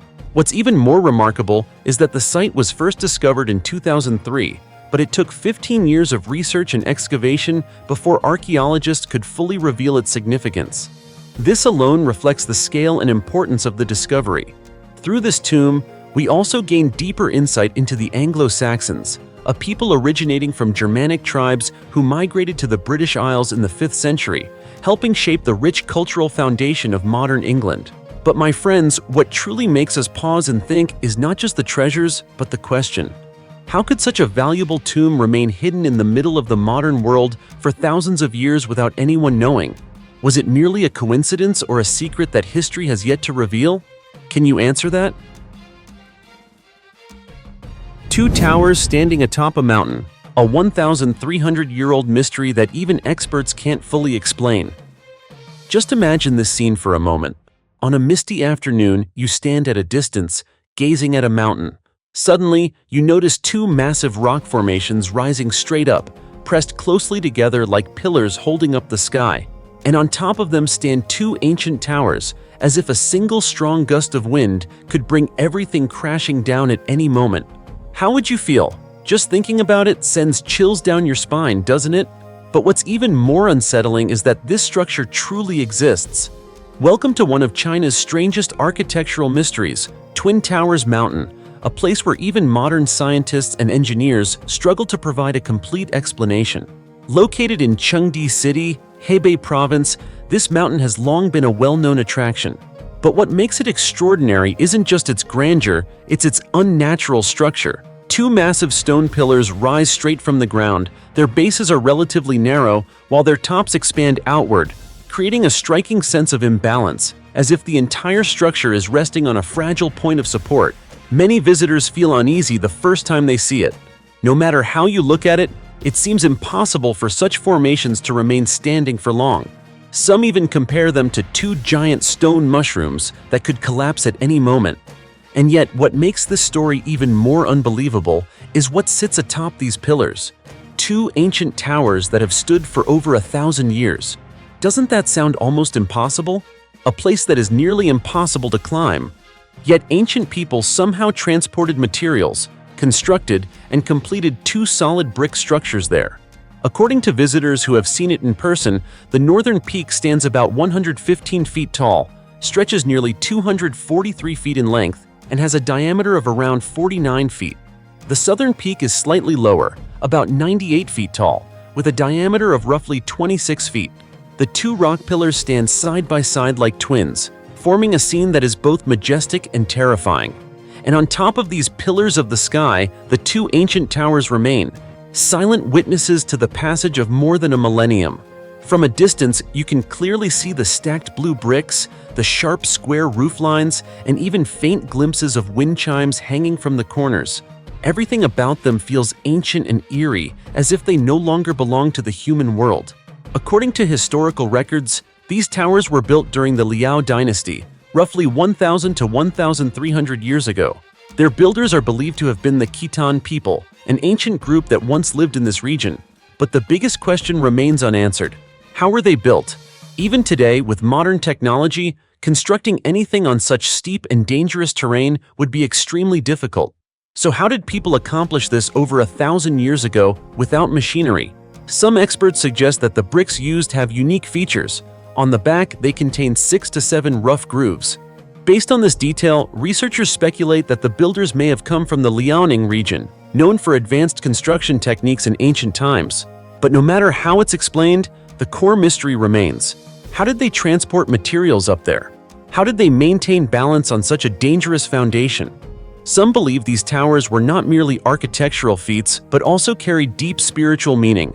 The Khitan people had a strong tradition of mountain worship. They believed mountains were a connection between heaven and earth, between humans and the divine. For that reason, building towers on mountaintops may have been a ritual, a way to bring the souls of the dead closer to the heavens. 3,000-year-old Egyptian carvings that resemble modern aircraft, a mystery. Sparking worldwide debate. My friends, imagine this. One day you come across the image of an airplane, but it's not in the sky, and it's not in a modern book. Instead, it's carved onto an ancient wall from thousands of years ago. What would you think? A coincidence? Pure chance? Or something history has never fully revealed to us? Yes, this story takes us back to ancient Egypt, a land of majestic pyramids, powerful pharaohs, and countless unsolved mysteries. But this time, what stunned archaeologists wasn't a tomb or hidden treasure. It was a set of seemingly small carvings etched into stone walls around 3,000 years ago. At the Temple of Seti, the first in Abydos, researchers discovered a series of unusual hieroglyphs. At first glance, they looked no different from typical ancient Egyptian carvings, but upon closer inspection, something astonishing began to emerge. Among the carvings of insects, snakes, and religious symbols, there appeared shapes that bear an uncanny resemblance to modern passenger airplanes, and even helicopters. Take a moment to think about that. 3,000 years ago, humans didn't even fully understand the sky, let alone imagine flying. So why do these images look so strikingly similar?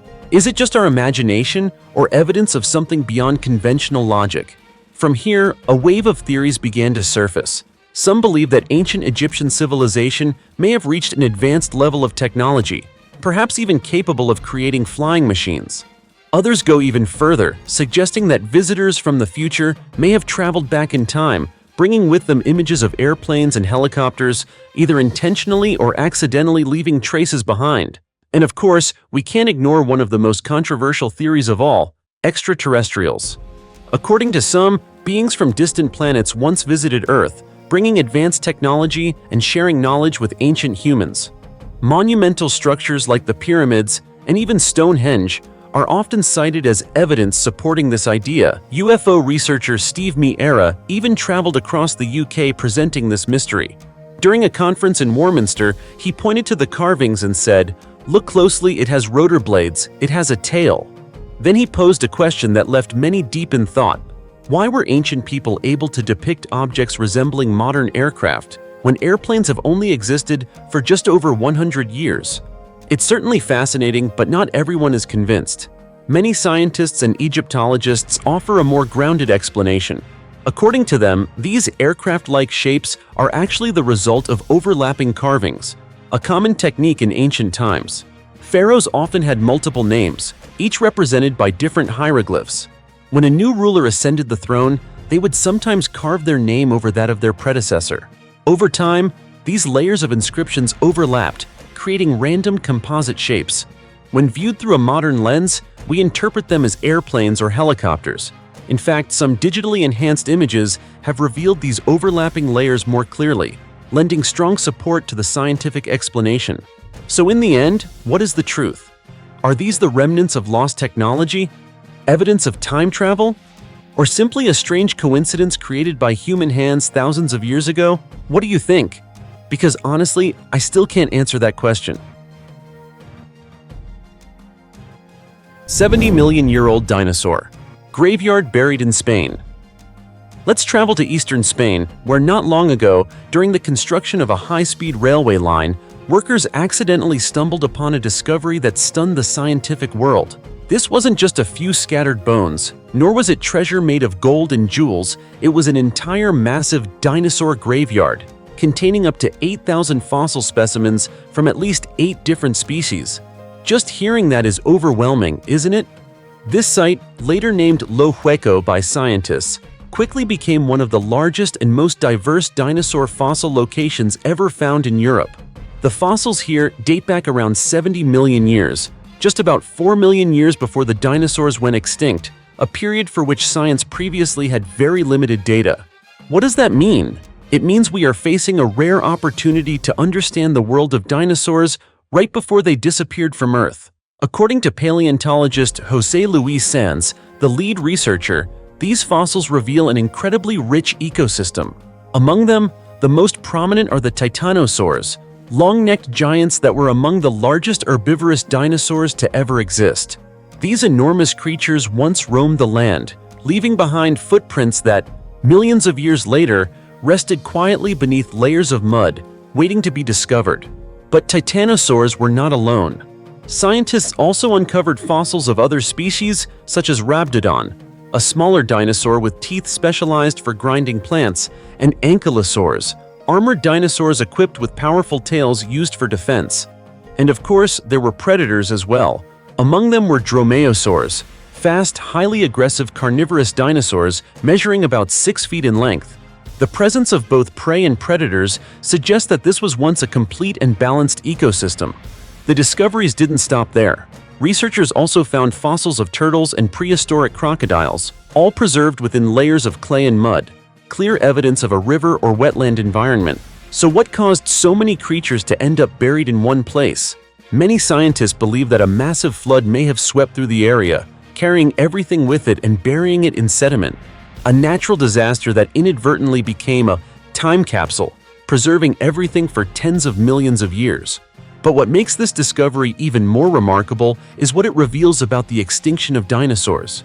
In the past, many believed that before being wiped out by the Cretaceous-Paleogene extinction event, when a massive asteroid struck Earth, dinosaurs were already in decline both in number and diversity. But Lo Hueco tells a different story. Here, dinosaur species appear highly diverse and abundant, suggesting they were still thriving right up until their extinction.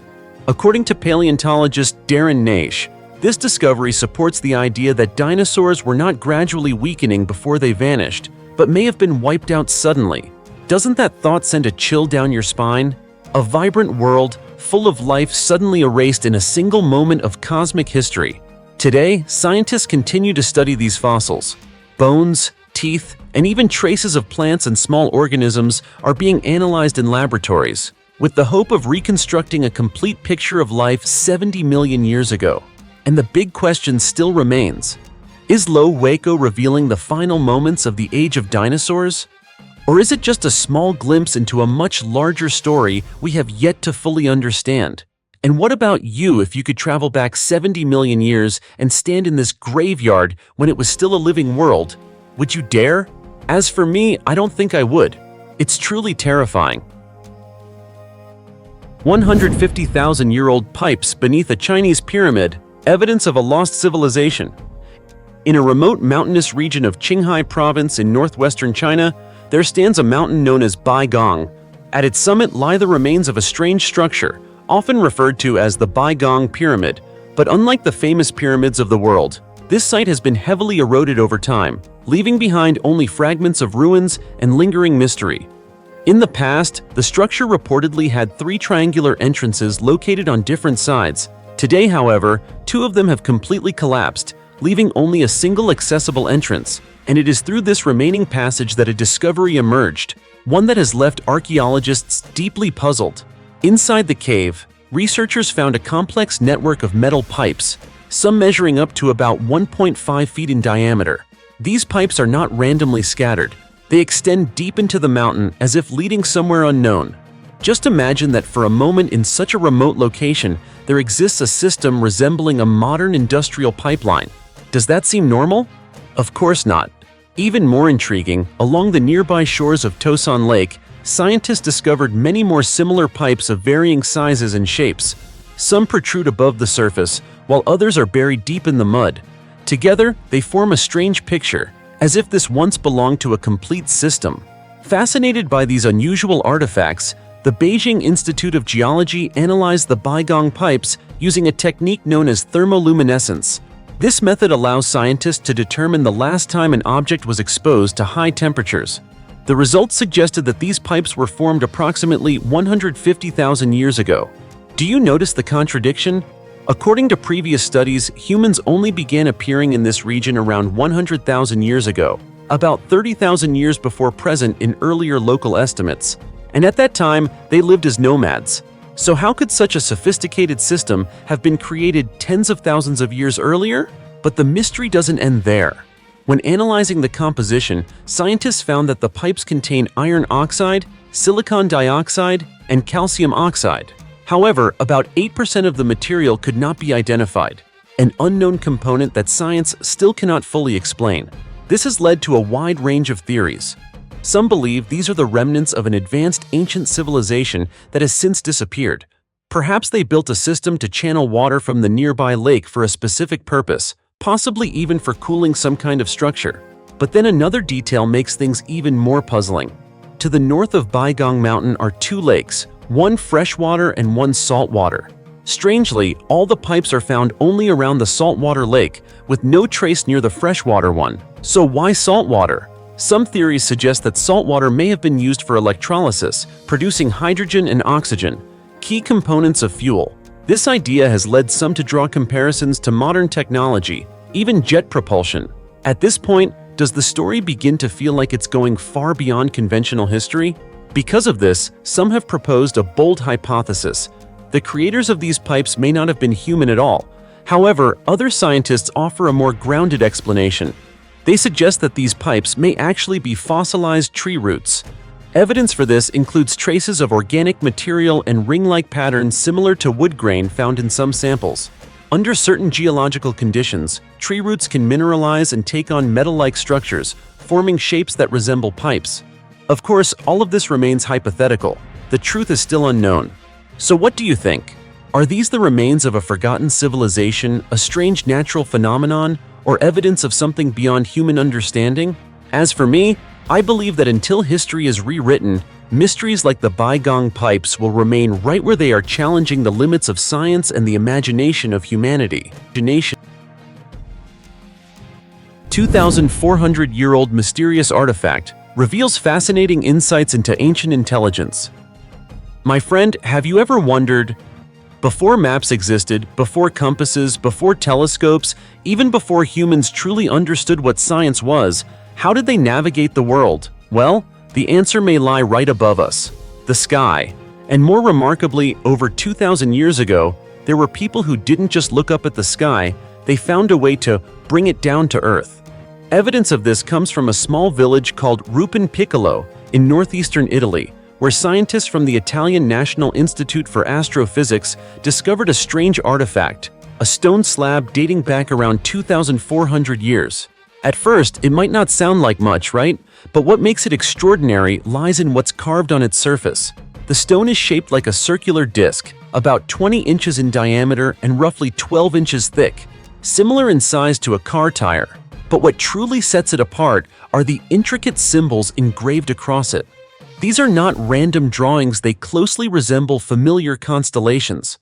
On its surface, researchers identified 29 different engravings, believed to represent constellations such as Scorpius, Orion, Cassiopeia, and Pleiades, names we still use today to describe groups of stars in the night sky. To verify this, scientists used modern software to compare the carvings with the actual positions of these constellations, and the results were strikingly accurate. What does that mean? It means these engravings were not random, they were intentional, based on careful observation and a certain level of astronomical knowledge. According to researchers Federico Bernardini and Paolo Malaro, this stone may be one of the oldest celestial maps ever created by humans, a tool that ancient people used to track the sky, perhaps even to determine the seasons, which was crucial for agricultural life. By observing the sky, ancient people could know when to plant crops and when to harvest. Think about it, with nothing more than a stone and simple tools like a hammer and chisel, ancient humans created something that today requires software to verify. This makes us wonder, how long did they observe the sky? How did they accumulate such knowledge to achieve this level of accuracy? And more importantly, is this just a single artifact, or evidence of an entire body of knowledge that has been lost over time?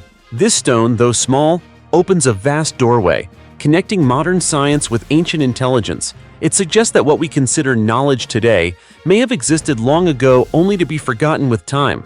And yet, it also leaves us with many unanswered questions. Who created it? What civilization did they belong to? And how many more maps of the sky like this are still out there, waiting to be discovered? So if you had the chance to hold this 2,400-year-old stone in your hands, gazing at ancient symbols that still reflect today's sky, what would you feel?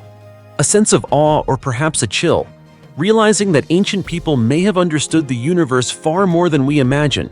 Share your thoughts, because who knows, your bold ideas might just open the door to an entirely new chapter of history. The death mask of Pacal the Great, the 80-year-old king of the Maya Empire. Did you know that some stories in history don't begin with war, but with an object that has lain in silence for thousands of years? an object that cannot speak, yet tells the entire life story of a king. And our journey begins with a mask. The story starts in 1952. That year, during an excavation deep beneath an ancient pyramid in the city of Palenque, Mexico, archaeologists entered a pitch-dark chamber, one that light had not touched for over 1,000 years. There, they discovered a sarcophagus. Inside it was a skull covered by an exquisitely crafted jade mask, so intricate that anyone who saw it was left in awe. Of course, this mask did not belong to an ordinary person. Inscriptions on the walls revealed that the individual buried there was Kainich Janab Pacal, better known as Pacal the Great, one of the most powerful kings of the Maya civilization. But what makes this story truly fascinating is not just the mask, but the life of the man behind it. For most of his 68-year reign in the 7th century, Pacal, often referred to as the Sun Shield, before his name was fully deciphered, was the most powerful ruler in the Americas. Yet despite the prestige he held later in life, he began his rule as an unexpected and underestimated leader. Pacal ascended the throne at just 12 years old, in a city devastated by war with the rival Maya kingdom of Kan. That conflict had led to 2 catastrophic sieges of Palenque, massacres of its people, and the death of the previous king. The young ruler inherited a kingdom in chaos, deeply scarred by war and recent humiliating military defeats.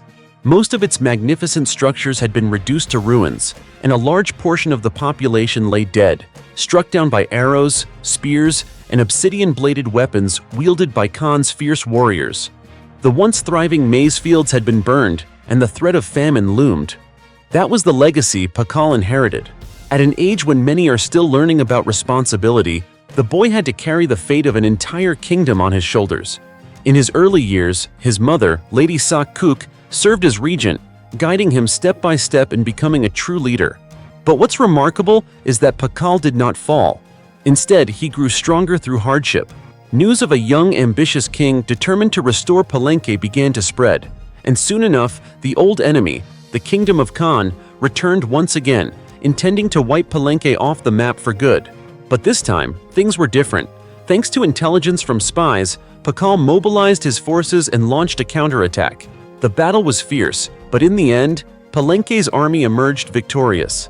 Not only did they defeat their enemies, but they also captured several opposing lords alive. To assert his power, Pacal ordered these prisoners to be sacrificed to the god Kawil, the deity of lightning, serpents, and maize, as a powerful warning to anyone who dared challenge him. That victory changed everything. From a kingdom on the brink of collapse, Palenque gradually rose again and became a center of power, culture, and architectural brilliance. Over the course of his 68-year reign, one of the longest in history, Pacal transformed it into a thriving and influential city. He lived to the age of 80, remarkable for that era, and passed away as a legend. Then, more than 1,000 years later, that jade mask was discovered, still resting on his face, as if time itself had never touched it. Today, the mask is displayed at the National Museum of Anthropology in an exhibit that recreates Pacal's tomb. But to many, it is more than just an archaeological artifact, it is a symbol of a man who overcame adversity to shape history. Isn't that fascinating? Isn't $300 million, treasure left behind in ancient tombs, too dangerous for grave robbers to take? My friends, there's a strange paradox in the world of archaeology. The more valuable something is, the less likely thieves are to take it.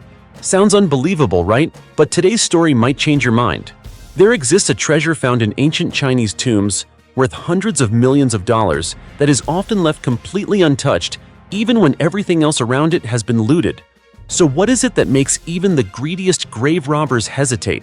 It is the jade burial suit, a funerary garment made entirely of jade and precious metals, one of the rarest treasures ever discovered in tombs from the Han Dynasty. This is not clothing made of fabric, but a suit assembled from hundreds, even thousands of small jade pieces. Each piece is carefully polished and shaped into squares, rectangles, or diamond forms. They are then meticulously linked together using threads of pure gold, silver, or even copper, threaded through tiny holes drilled into each piece. Just hearing about it, you can already sense the level of craftsmanship involved, right? Naturally, its value is extraordinary. According to experts, a single jade burial suit can be valued at over 2.4 billion yuan. equivalent to more than 300 million US dollars, a number that would leave anyone stunned. And yet, in many looted tombs, where gold, jewels, and artifacts have all been taken, these jade suits are often left behind. Why is that? First, we need to understand that jade in ancient Chinese culture was not just decorative. It carried profound spiritual meaning. People believed jade could protect the body after death, prevent decomposition, and was even connected to the idea of rebirth. Because of this, only individuals of the highest status, emperors, princes, or nobles, were allowed to be buried in jade suits. Even the type of thread used reflected social rank: gold threads for emperors, silver for royalty, and copper or silk for lower ranks.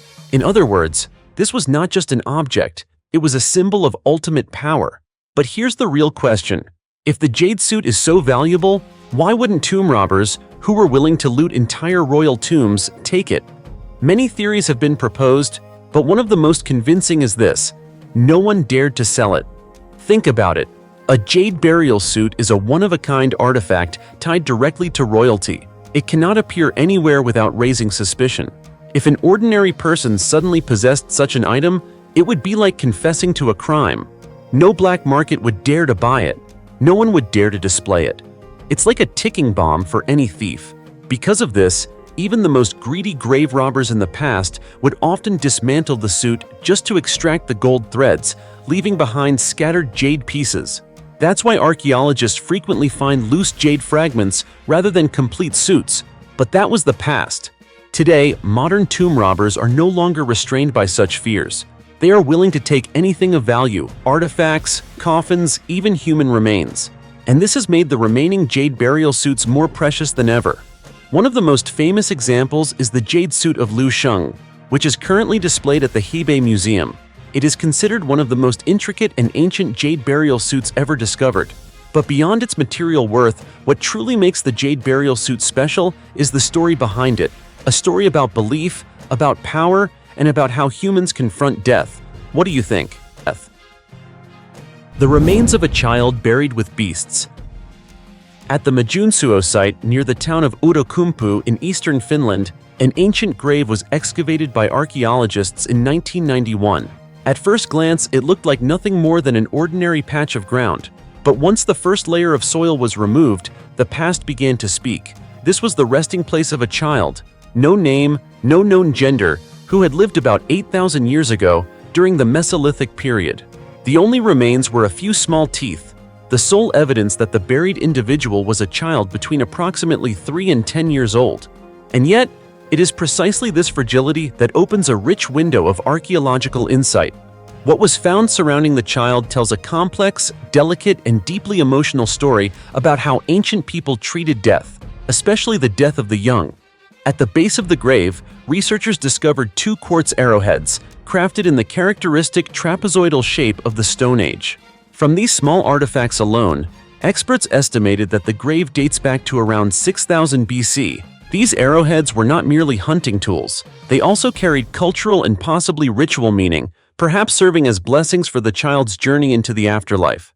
But what moved scientists the most were the smallest details: fragments of animal fur.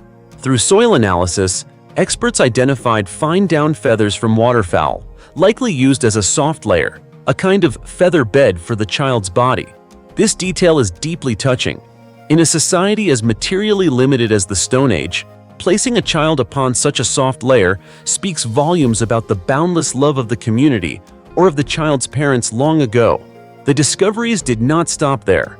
The research team also found a falcon feather in the grave, something unlikely to be a coincidence. In many ancient cultures, falcons symbolized strength and the ability to soar into the sky, often associated with the soul leaving the body. Falcon feathers may have been used to guide arrows or attached to clothing for ritual purposes. Could this have been a final gift? A message of hope that the child's soul would be guided, that it would not lose its way on the journey to the afterlife? Near the child's feet, archaeologists uncovered 24 fragments of mammal fur, many identified as belonging to the canine family, possibly wolves. According to Associate Professor Kristina Mannermaa of the University of Helsinki, it cannot be ruled out that these furs came from clothing or footwear made of wolfskin. However, another compelling theory suggests that a dog, a loyal companion, may have been buried alongside the child. This practice has been documented before, such as at Skateholm, where a 7,000-year-old grave revealed humans and dogs buried together.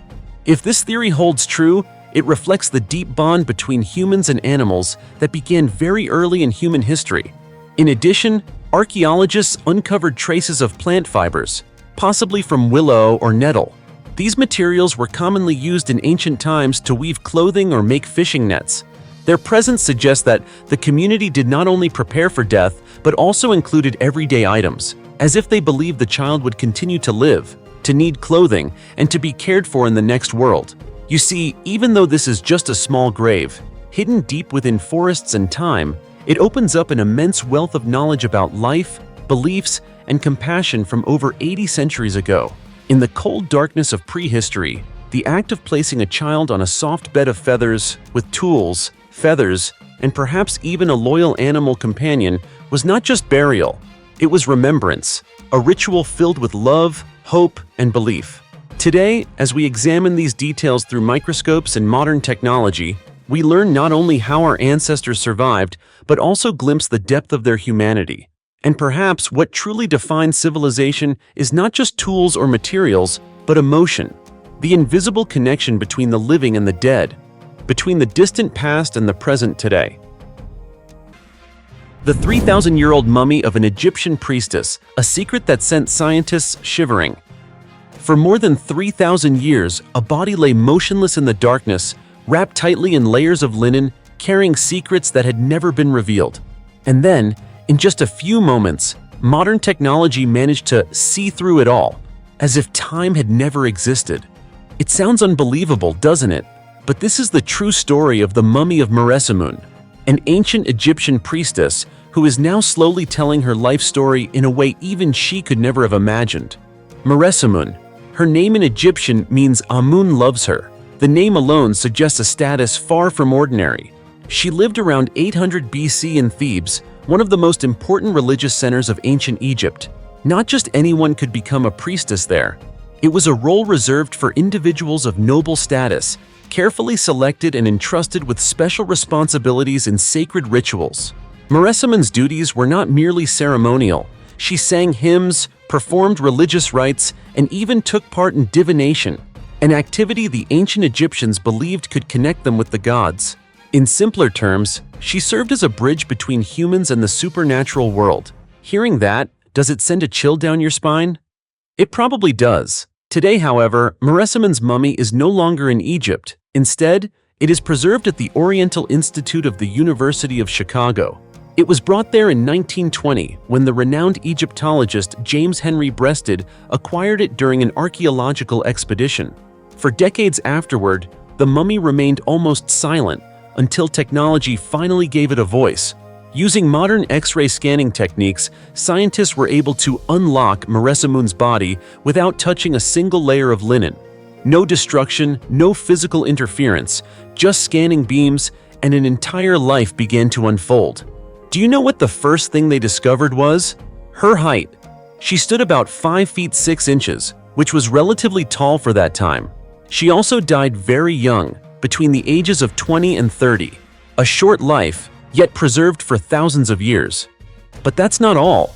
What truly surprised researchers was what they found inside the eye sockets of the mummy. They discovered gemstones placed within them, a detail that was far from random. This clearly indicated that Meresamun belonged to the upper class, as only individuals of high status were given such special burial treatments. Beyond her physical appearance, the scans also revealed her diet. It may sound hard to believe, but it's true. Evidence suggests that Meresamun had a relatively healthy diet consisting of grains, fruits, and fish, common foods in ancient Egypt.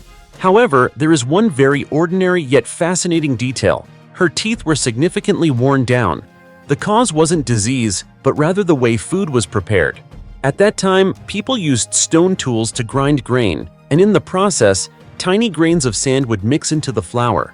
Over many years of eating, those microscopic particles gradually wore down their teeth. It's a small detail, but it gives us a vivid glimpse into the real lives of people who lived thousands of years ago. Fascinating, isn't it? Yet, one question still remains unanswered to this day. What caused Meresamun's death? The scans show no signs of trauma or serious illness. Everything appears completely normal, and that only makes the story even more mysterious. Was her death caused by a disease that modern science still cannot detect? Or is there something beyond our current understanding? Can you answer that? Of course, Meresamun is not the only case. At the Field Museum of Natural History in Chicago, scientists have also scanned a total of 26 other mummies. The results not only produced detailed 3D images of their skeletons, but also revealed objects buried with them, items once believed to accompany the dead into the afterlife. Among them was a particularly intriguing case, a mummy known as Pa-Ib. When researchers scanned inside this mummy, they discovered a strange object that upon analysis was believed to be a mummified bird. It may sound unusual, but for the ancient Egyptians it made perfect sense. They believed birds were messengers of the gods, and burying a mummified bird with the deceased would bring blessings in the afterlife. Their beliefs did not end with death. The ancient Egyptians believed that the soul continued to exist after the body died. That is why mummification was not simply about preserving a corpse, it was about protecting the home of the soul for its journey into the next world. The mummification process typically lasted up to 70 days. The body was dried using natron salt, then wrapped in multiple layers of linen, accompanied by amulets and prayers. For the upper class, this ritual was even more elaborate and luxurious. A clear example of this is Lady Chinette Ah. Her funeral was extraordinarily grand, with expensive linen wrappings and a finely crafted coffin detailed to perfection. This clearly reflects the social hierarchy. Even in death, not everyone departed in the same way. And the story doesn't end there. Today, scientists, with the help of DNA technology, are attempting to unlock even greater mysteries. One ambitious goal is to identify the remains of Nefertiti, one of the most powerful queens in ancient Egyptian history. If successful, it would be a breakthrough that could completely reshape our understanding of the past. You see, from a mummy that lay silent for 3,000 years, an entire world is now slowly being revealed. This is not just the story of one individual, it is the story of an entire civilization with its beliefs, customs, and unanswered mysteries. And isn't that truly incredible? 800-year-old tomb forgotten beneath the ground in China. My friend, have you ever wondered right beneath your feet, among crowded streets or modern buildings, could there be a story from hundreds of years ago hidden below? Not something imaginary, but real secrets lying quietly under layers of soil just waiting for a sleuthy moment to be revealed. If you haven't, then come with me to China, a land of over 1 billion people, with a history stretching back hundreds of thousands of years. This story begins in a very ordinary way, not with a large-scale excavation and not with a carefully planned research project. Instead, it started with a group of construction workers preparing to dig the foundation for a commercial tower, along with repairing a nearby water pipeline system. Everything was going as usual, until a shovel struck something unusual. At first, they assumed it was just a rock or a typical underground obstacle, but the deeper they dug, the clearer the strange signs became. And then, what lay beneath the ground was revealed to be not a stone, but an ancient tomb dating back as far as 800 years. Archaeologists were immediately called to the site. After examination and analysis, they determined that the tomb was built during the Song Dynasty, a period known for its remarkable development in culture, economy, and art in ancient China. This instantly made the discovery extraordinary, because what lay inside the tomb was not just a collection of objects, but a piece of history itself. What truly surprised experts was the tomb's level of preservation. As you know, after hundreds of years, most ancient tombs are usually disturbed, either by natural forces like floods or by human activities such as grave robbers. But this tomb was different. It remained almost completely intact, as if time had simply forgotten this place. There were no signs of looting, no evidence of water damage. Everything remained exactly as it had been placed 800 years ago. As archaeologists began the excavation, layer by layer of soil was carefully removed, like turning the pages of an ancient book. At a depth of about 10 feet underground, the first items began to appear: pots and ceramic bowls buried alongside the deceased. What do you think when you see such familiar everyday items inside an ancient tomb? In fact, this was not random at all. For people in the past, daily objects were essential for the dead to continue their life in the afterlife. In other words, they believed that death was not an end, but merely a transition. But the story doesn't stop there. As the excavation continued deeper, archaeologists uncovered more valuable items, metal objects, ancient coins, all deliberately buried. This suggests that the tomb did not belong to an ordinary individual, but most likely to a well-off family, perhaps even part of the upper middle class of that time. What truly captured researchers' attention next was the architectural and cultural value of the tomb. The way it was constructed, the internal layout, the materials used, all clearly reflect ancient burial customs. Not only that, but from the discovered artifacts, scientists can infer many aspects of life at that time, including lifestyle, clothing, and even craftsmanship. Take the ceramic bowls, for example. They are not just simple utensils, but also evidence of the high level of porcelain craftsmanship, one of the most developed industries during the Song Dynasty. Or the ancient coins. They are not only economically valuable, but also help determine the timeline and historical context with greater accuracy. You see, every small object is a piece of history. And when all those pieces come together, we don't just see a tomb, we see an entire picture of human life from 800 years ago. Perfectly preserved Jurassic fish, fossil after 183 million years. What would you think if I told you that one day, while digging in the dirt behind a cattle barn, you suddenly discovered a fish but not an ordinary one? It doesn't swim, it doesn't move. Instead, it has been frozen in stone for nearly 200 million years. Even more strangely, its shape looks almost exactly like a singing cartoon fish toy. Sounds unbelievable, right? But it's true. This discovery was made on a farm in the outskirts of Gloucestershire, in the Cotswolds region of the United Kingdom, a place that holds a treasure trove of fossils dating back around 183 million years to the early Jurassic period. This area was once a shallow tropical sea, and that environment accidentally became a kind of natural freezer, preserving countless ancient life forms. During the excavation, scientists uncovered a wide range of prehistoric remains, from fish and insects to massive marine creatures like ichthyosaurs, as well as ancient squid and many other extinct species.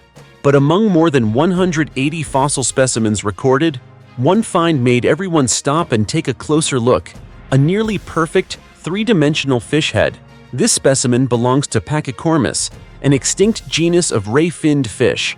However, what makes it extraordinary is not just its discovery, but the way it was preserved. Normally, fossils are flattened in rock, like shadows pressed into stone from the past. But this fish is different. It has been preserved in full three-dimensional form, as if it is popping out of the solid limestone. In fact, part of its head protrudes from the clay layer, giving the impression that it is still in motion. A creature that died nearly 200 million years ago now appears as if it were frozen in the middle of a living moment. Not only are the bones intact, but even soft tissues remain clearly visible, from scales and skin to the eyeball itself. Yes, you heard that right. Its eye has been preserved. Neville Hollingworth, the geologist who discovered the site, even remarked that the closest thing he could compare it to was a novelty singing fish toy known as Big Mouth Billy Bass. It may sound humorous, but it highlights just how unusual this fossil truly is. An ancient creature resembling a modern toy. Does nature sometimes have a sense of humor? And it wasn't just him.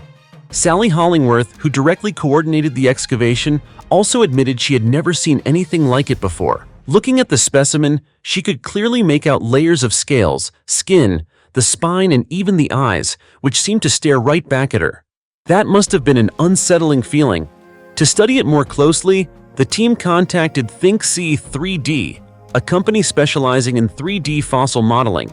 Thanks to this technology, the fish has been digitally reconstructed in great detail, allowing experts to analyze it without damaging the original specimen. Hopefully, in the near future, we'll get to see even more detailed images of this Jurassic fish. Until then, let's wait and see. 2 forgotten cities, hidden on mountains over 6,600 feet high, that are forcing scientists to rethink history. You know, there are places on Earth where people would think no one would be crazy enough to build a city there. Freezing winds, rugged terrain, harsh winters, just imagining it feels unlivable. And yet, deep beneath the lush green meadows of the high mountains in Uzbekistan, not just one, but 2 once thriving cities existed, forgotten for centuries. These two cities, with rather unfamiliar names, are Tashbulak and Tugunbulak. They lie less than 3 miles apart, yet they once served as important hubs along the legendary trade route, the Silk Road. What's remarkable is that for a long time, no one truly understood their full scale until modern technology stepped in. Archaeologists used LiDAR, a laser scanning technology mounted on drones. Simply put, it's like being able to see through dense vegetation to reveal what lies beneath. Pulses of laser light are sent down to the ground and reflected back, creating highly detailed 3D maps of the entire area. And when the first images appeared, everyone was stunned. This wasn't just a few scattered ruins, but an entire urban system. Watchtowers, fortresses, plazas, building complexes, and even roads connecting different areas. The scale suggests that this place may once have been home to tens of thousands of people. Think about it. At elevations over 6,600 feet above sea level, where the air is thin and the weather is harsh, people still lived, built, and developed such a large community. It sounds unbelievable, doesn't it? Even Michael Fricchetti, the anthropologist leading the research, admitted that the discovery was truly surprising. After all, this region had long been considered nomadic territory, where people grazed livestock rather than settled permanently. For many, it was seen as the edge of the world. Even today, only about 3% of the global population lives at similar elevations, mainly in places like the Tibetan Plateau or the Andes Mountains. And famous settlements such as Machu Picchu have long been considered rare exceptions due to their extreme living conditions. So discovering not just one, but 2 large cities at this altitude is forcing scientists to rethink everything. According to LiDAR data, the city of Tugunbulak covers an area of about 0.46 square miles, with more than 300 structures ranging in size from about 320 to 46,000 square feet. Meanwhile, Tashbulak is smaller, only about 0.046 to 0.058 square miles, but it features a strong fortified citadel built on elevated ground and surrounded by dense defensive structures. Looking at this layout, it's clear these were not temporary stops. These were real settlements, organized, planned, and built with clear purpose. So the question is, why would people choose to live in such a harsh environment? One theory points to natural resources, specifically iron ore buried deep underground. Researchers believe this area once had valuable iron deposits, along with abundant juniper forests that could be used as fuel for metalworking. In other words, these may have been industrial cities of the medieval era, built for mining and metal production. The timelines of these cities differ slightly. Tashbulak is believed to have been inhabited from the 6th to the 11th century, while Tugunbulak flourished from the 8th to the 11th century, and then both were abandoned. There are no signs of war, no evidence of destruction or burning. Everything simply appears to have been left behind. A mysterious underground chamber in Jerusalem, revealing 2,000-year-old ruins that puzzle archaeologists. During what seemed like a routine excavation, cadets from a preparatory academy took part in digging up a large and luxurious structure dating back around 1,400 years to the Byzantine period. It was located directly beneath the Western Wall Plaza in Jerusalem's Old City. Everything was proceeding as planned until the underlying bedrock began to reveal something unusual. Not brick walls, not a typical foundation, but empty spaces carved directly into the rock. As the excavation continued, more details gradually came into view. And then, an entire system of 3 mysterious rooms was uncovered, each one hewn straight out of the city's ancient bedrock. These rooms were not isolated. They were connected by staircases, forming an enclosed space as if it had been intentionally designed from the very beginning. According to the Israel Antiquities Authority, the system dates back to the early Roman period, a critically important era in the region's history. What makes this discovery even more significant is that structures like this are rarely found in later Jewish cities. Its location is anything but ordinary. It lies just about 100 feet from the Temple Mount, the site where the Second Jewish Temple once stood, one of the holiest places before it was destroyed by the Romans in 70 AD. You see, the location alone raises countless questions. What were these rooms used for? Inside, archaeologists discovered several intriguing features: finely carved wall niches that may have held oil lamps for lighting, large storage jars, containers, and even traces of foods such as wheat, barley, and olive oil. At first glance, it may seem simple, but when you put it all together, it paints a very specific picture. Barak Givon, the excavation project director, suggests that this may have been an underground food storage area serving a structure above. Another possibility is that it functioned as a preparation area for meals, either for priests or for pilgrims and visitors coming to the temple. If you're familiar with history, you'll know that in a densely populated and sacred city like ancient Jerusalem, the demand for food, especially for religious rituals, must have been substantial. Building a kitchen or storage space underground would not only help preserve food better, but also provide the necessary level of privacy. However, no matter which theory is correct, the exact function of these rooms remains unknown. And that's what makes the story so fascinating. Because in archaeology, discovering something isn't what keeps people up at night, it's not knowing what it was actually used for. Jerusalem has long been known as a city of layered history. Over thousands of years, different civilizations have built, destroyed, and rebuilt upon the same foundations. As a result, beneath every street, every plaza, there may lie an unexplored layer of the past. Just like this time, a Byzantine structure leading to an ancient Roman system of rooms, all hidden beneath the feet of modern-day people, completely unnoticed. You see, history is never truly lost. It's simply waiting for the day it is uncovered. And who knows, right beneath our feet today, there may be a story that has been sleeping for thousands of years. It's entirely possible. After all, our world is full of wonders and mysteries, isn't it? A treasure of 285 silver coins belonging to the wealthiest mayor of the 17th century. Sometimes people go to work just counting the hours until it's over, but other times, all it takes is a single shovel striking the ground, and suddenly your life brushes against history. And this story begins exactly like that. Very ordinary at first, but with an ending no one could have expected. While workers were installing a new drainage system for a farm in Wettin, a town in east-central Germany, they unexpectedly discovered a hidden treasure, a collection of 285 silver coins. When experts arrived at the site to examine the find, they determined that the coins dated from 1499 to 1652, spanning several different historical periods. This collection was far from simple.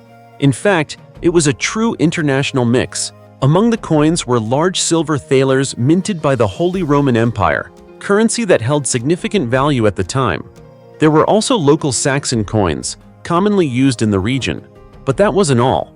Within the hoard, researchers also found much rarer coins, such as Schreckenberg Groschen, along with an Italian scudo from 1630, and even a coin minted by the Grand Duchy of Tuscany in 1620. You see, it's just a small treasure, yet it feels like an entire piece of old Europe gathered beneath the soil. After centuries of being buried, the coins no longer shine. Instead, they have turned green, a sign of oxidation. But that very patina of time actually increases their value as it proves their authenticity. These are not objects buried yesterday. They are genuine relics of the past. So who buried this money? Based on the quantity and value of the coins, experts believe the treasure may have belonged to Johann Dondorf, a man who served as the mayor of Wettin in the late 1660s. At first you might think, he was just a mayor. How wealthy could he have been? The answer might surprise you. At that time, Wettin was a thriving beer-producing town, especially during and after the 30 Years' War, a devastating conflict that claimed around 8 million lives across Central Europe. In such a chaotic period, storing wealth was entirely understandable, and Johann Dondorf seems to have taken that to another level. After his death in 1675, a court inventory of his assets revealed a staggering amount, more than 2,500 silver thalers and 500 gold ducats, hidden in various places throughout his home. Just imagine having that much money back then didn't just make someone wealthy, it made them extraordinarily rich. That's why the coins found in that drainage trench were likely just a portion of his secret reserve. Perhaps he buried them to prepare for war, to avoid theft, or simply to keep his wealth hidden from others. But for some reason, the treasure was forgotten, lying silently beneath the ground for centuries, until a group of workers accidentally dug into history. Hearing this, many people are probably thinking the same thing I am. I wish one day I could stumble upon a treasure like that. But honestly, whether we find one or not, it wouldn't change much. Because in the end, Such discoveries must still be handed over to the authorities for historical research and preservation. Water tomb at 11,500 feet reveals secrets of the Silk Road. More than 4 decades ago, China first discovered the Tibetan royal tomb complex, consisting of over 100 tombs of various sizes in Reshui, Dulan County, Qinghai Province in western China. The scale of this discovery is so vast that even today, Chinese experts continue to uncover historical stories from the artifacts buried there. In fact, the place is called Reshui, meaning hot water, because the area is rich in hot springs that have existed for thousands of years. The hot water of Reshui is like sacred water, as precious as a golden spring, remarked the Kangxi Emperor after he visited the site multiple times starting in 1678 to cleanse himself after battles. Beyond these valuable hot springs, Reshui is also home to a massive tomb complex that China has classified as a national treasure. The story began in 1982, when the Qinghai Provincial Archaeology and Cultural Relics team accidentally discovered a group of ancient tombs while surveying cultural sites in Reshui Town, Dulan County. Soon after, the Qinghai Provincial Institute of Cultural Relics and Archaeology launched a full investigation. In total, they conducted 4 unprecedented large-scale excavations at Jingpeng Pass on the Tibetan Plateau. From 1982 to 2024, a large team of Chinese and international archaeologists achieved remarkable results. They identified the Tibetan Royal Tomb Complex, with more than 100 tombs located at elevations ranging from about 10,500 to 11,500 feet in Reshui. These tombs are scattered across an area stretching about 4.3 miles through 4 villages in Reshui, dating back to the 8th and 9th centuries. Because the complex was discovered in Reshui, it is also known as the Reshui tombs or hot water tombs. And here's what truly astonished the archaeological community in China. This is the first large-scale Tibetan tomb complex ever discovered in the country. So what did China uncover from this enormous treasure trove? First of all, an actual treasure in the literal sense. Across more than 100 tombs, archaeologists discovered countless pieces of jewelry and artifacts made of gold and silver from Sogdia, ancient Iran, along with luxurious silk fabrics, agate beads, bronze plates, bronze perfume bottles, and many other elite items and cultural relics. In addition, they found extremely rare artifacts of great historical value, such as objects made from precious wood, large quantities of fine textiles, including brocades embroidered with gold thread, some discovered in China for the first time, as well as high-quality Persian textiles comparable to modern craftsmanship, Buddhist statues, and items from the Western regions. Many of these were being discovered in China for the very first time. All of this points to one clear conclusion. This area was an important hub along the Silk Road, a part of history from the vast trade network stretching about 4,000 miles connecting Asia and Europe is now being revived after lying dormant underground for thousands of years. The discovery of finely crafted Sogdian gold and silver, distinct in style, provides strong evidence that merchants from Iran once traveled to China to trade goods.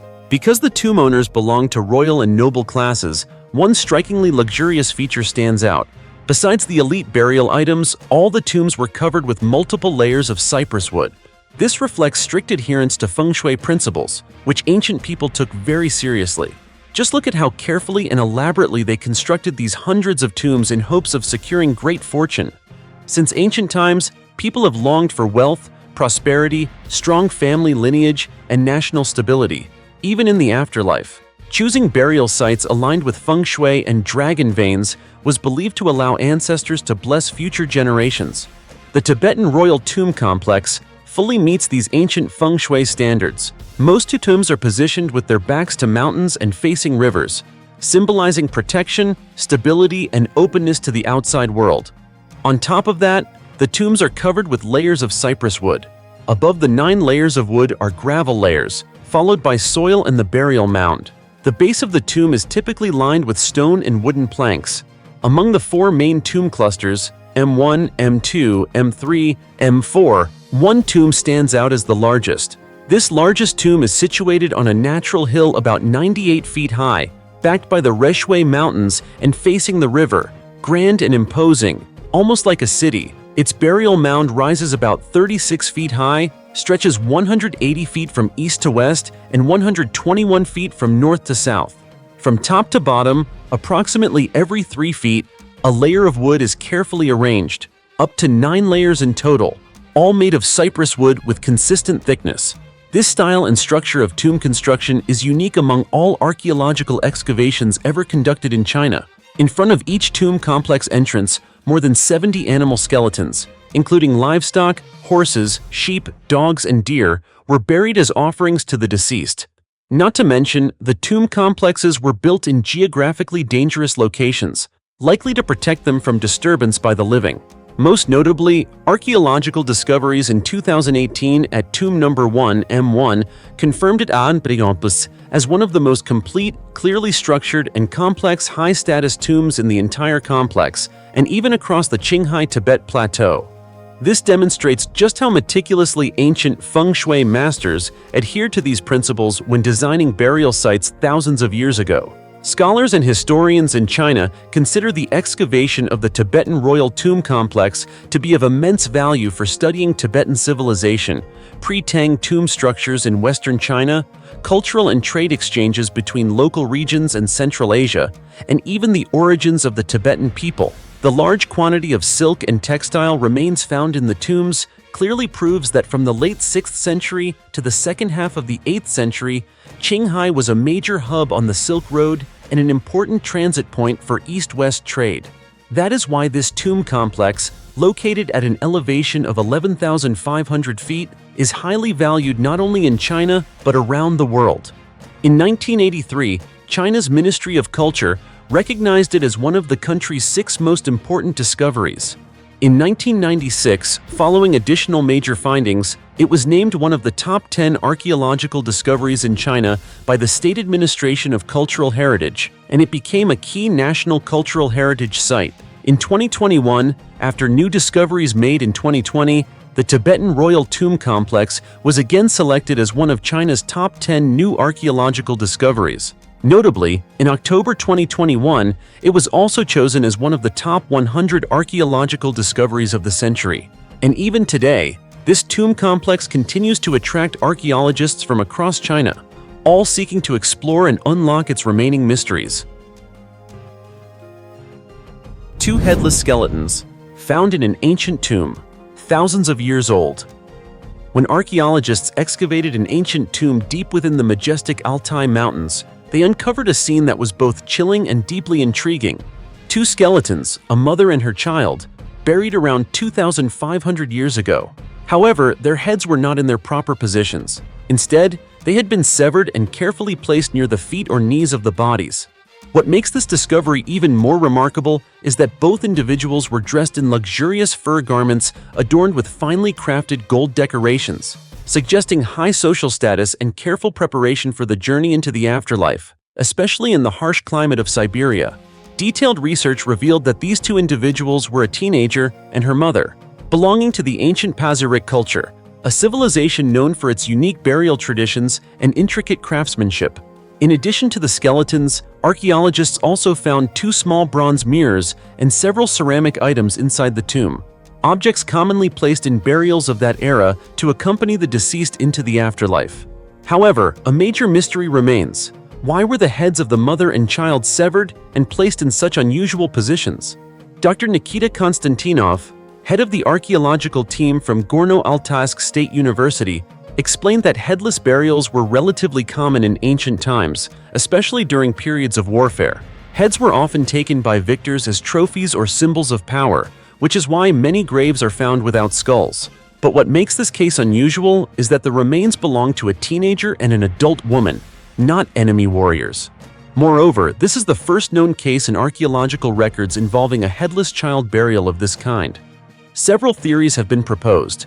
One particularly dramatic hypothesis suggests that the tomb may have been looted in ancient times and the robbers removed the heads to prevent hauntings or misfortune.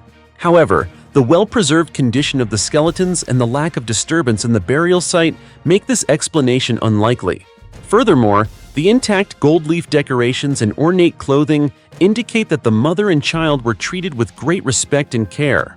Another noteworthy detail is the similarity between this tomb and findings at the Taldur II burial site, located in the former village of Beltir. There, archaeologists also discovered gold-adorned garments and ancient gold leaf, suggesting a strong cultural connection among Pazyryk communities living in the remote Altai region. This tomb is not just an ordinary archaeological discovery. It opens the door to a mysterious story about burial customs, social structure, and the spiritual beliefs of the ancient Pazyryk people.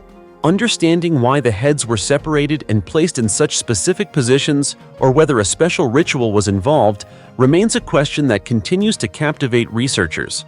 With each new discovery, we move closer to understanding the lives, deaths, and beliefs of civilizations that existed thousands of years ago, shedding light on secrets long buried beneath the frozen ground of Siberia. It is truly a remarkable journey of discovery, where history is revealed not only through artifacts, but also through the mysterious stories they continue to tell. 3 4,000-year-old tombs reveal mysteries of ancient Egypt's power transition. On the west bank of the Nile, across from the beautiful city of Aswan in southern Egypt, a newly announced archaeological discovery has left historians both astonished and excited. During the most recent excavation season at Kubat al-Hawa, a site long known as the resting place of nobles and high-ranking officials of ancient Egypt, archaeologists uncovered 3 rock-cut tombs dating back as far as 4,000 years, belonging to the Old Kingdom of Egypt.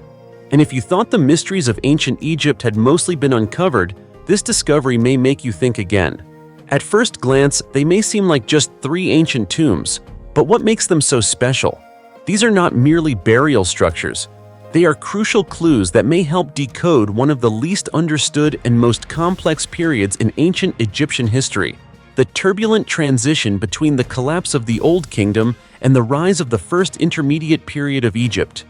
Let's begin with the first tomb, a mysterious structure with no inscriptions, yet filled with intriguing traces. Archaeologists discovered an open courtyard, 2 false doors, a typical feature in Egyptian funerary art, along with an offering table, pottery vessels, and a wooden coffin in a strangely deteriorated condition. More notably, the remaining human bones revealed signs of ancient burial rituals, possibly reflecting religious beliefs about the afterlife at the time. A nearby burial pit contained broken coffins and ceramic artifacts, some bearing early forms of writing, believed to be among the earliest examples of Egyptian script from this period. Moving on to the second tomb, located west of the first, the historical picture expands further.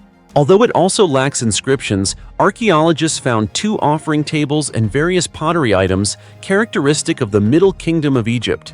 This suggests the site may have been reused during the transitional period, when dynasties were reshaping Egypt after a time of both greatness and instability.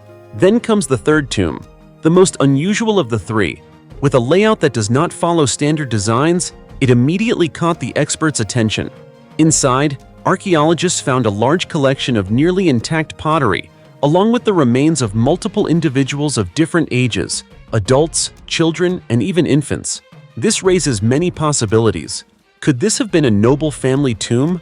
Or perhaps a collective burial site during a time of political crisis or natural disaster? For now, these questions remain unanswered. But one thing is certain: the tomb dates back to the same era as the Old Kingdom, and the mysteries within are still waiting to be unraveled. As researchers work to piece together this historical puzzle, Mohammed Ismail Khaled, Secretary General of Egypt's Supreme Council of Antiquities and leader of the excavation, emphasized that this discovery marks a major breakthrough. According to him, these 3 tombs are not only valuable archaeological evidence, but also a significant scientific contribution that helps clarify the transition between the end of the Old Kingdom and the beginning of the first intermediate period, a time that remains poorly understood to this day. Have you ever wondered what truly happened when the Old Kingdom, the foundation of Egyptian civilization, began to decline? Was it climate change, internal conflict, or religious upheaval that pushed the country into chaos? These tombs may not answer every question, but they offer a rare opportunity to look deeper into the past and to understand how ancient Egyptians lived, died, and believed in life after death. Now, imagine yourself standing in the scorching desert, wind rushing past ancient cliffs. Before you are 3 silent doorways leading into the past, 3 tombs that have remained undisturbed for 4 millennia. Do you feel the suspense? Because moments like this remind us of one thing: the search for historical truth never truly ends, and ancient secrets are still whispering beneath the sands of time. Dozens of screaming skeletons of Russian soldiers discovered in Poland. Recently, in eastern Poland, a discovery has left both archaeologists and historians shaken. Dozens of skeletons of Russian soldiers, buried for more than 150 years, were unearthed, revealing haunting, screaming expressions, as if they had never truly escaped the horrors of war. This event took place at a mass grave near the S17 highway between Lublin and Warsaw, specifically in Zerdz, an area that once witnessed a brutal and unforgiving battle during the January uprising. According to historical records, in the Battle of Dzierżon, nearly 200 Russian soldiers were defeated and killed by Polish forces. In addition, around 282 others were captured.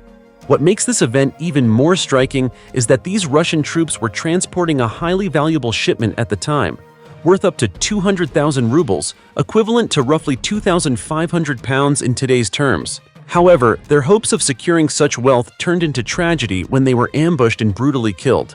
When archaeologists arrived at the site, they found far more than just bones. They uncovered clear evidence of the harsh realities of death in wartime. Around 80 skeletons were buried together in a mass grave. Most haunting of all was the condition of the remains. Many appeared frozen in positions of agony, with mouths open as if screaming, capturing their final moments of pain and desperation. This image is not only a vivid testament to the brutality of war, but also a deeply disturbing reminder of the human cost behind it. The discovery holds not only archaeological value, but also profound historical significance. It helps us better understand the prolonged conflicts in Eastern European history, while reminding us of the tragic fates of soldiers, individuals who were not only victims of war, but also silent witnesses to time itself. Each skeleton tells an untold story, an echo from a painful past, reminding us that peace is precious and must be protected. This discovery also brings renewed attention to the Battle of Dzierżon, one of the key engagements of the January uprising, when local Polish forces bravely stood against the powerful Russian army, despite the devastating and bloody outcome. Through these screaming skeletons, history is no longer just a collection of dry facts and dates. It becomes vivid and deeply human, allowing us to feel the brutality, the loss, and the courage of those who fell. The excavation at Zerdz stands as a powerful testament to the role of archaeology in opening a window into the past, ensuring that we do not forget the lessons of history and the truths it holds. Because even though time may fade many things, the memories and traces of history always remain waiting to be rediscovered and remembered. You see, perhaps the most terrifying thing isn't what has already been discovered, but what still remains buried out there somewhere. Every excavation is like a door slightly opened, revealing only a tiny fraction of a vast past. So just imagine, if only a few discoveries are enough to shake the world. How terrifying might the secrets still waiting to be uncovered truly be? Leave your thoughts in the comments below, and don't forget to give ancient history a like and subscribe to the channel so you won't miss any other fascinating discoveries. For now, goodbye and see you next time.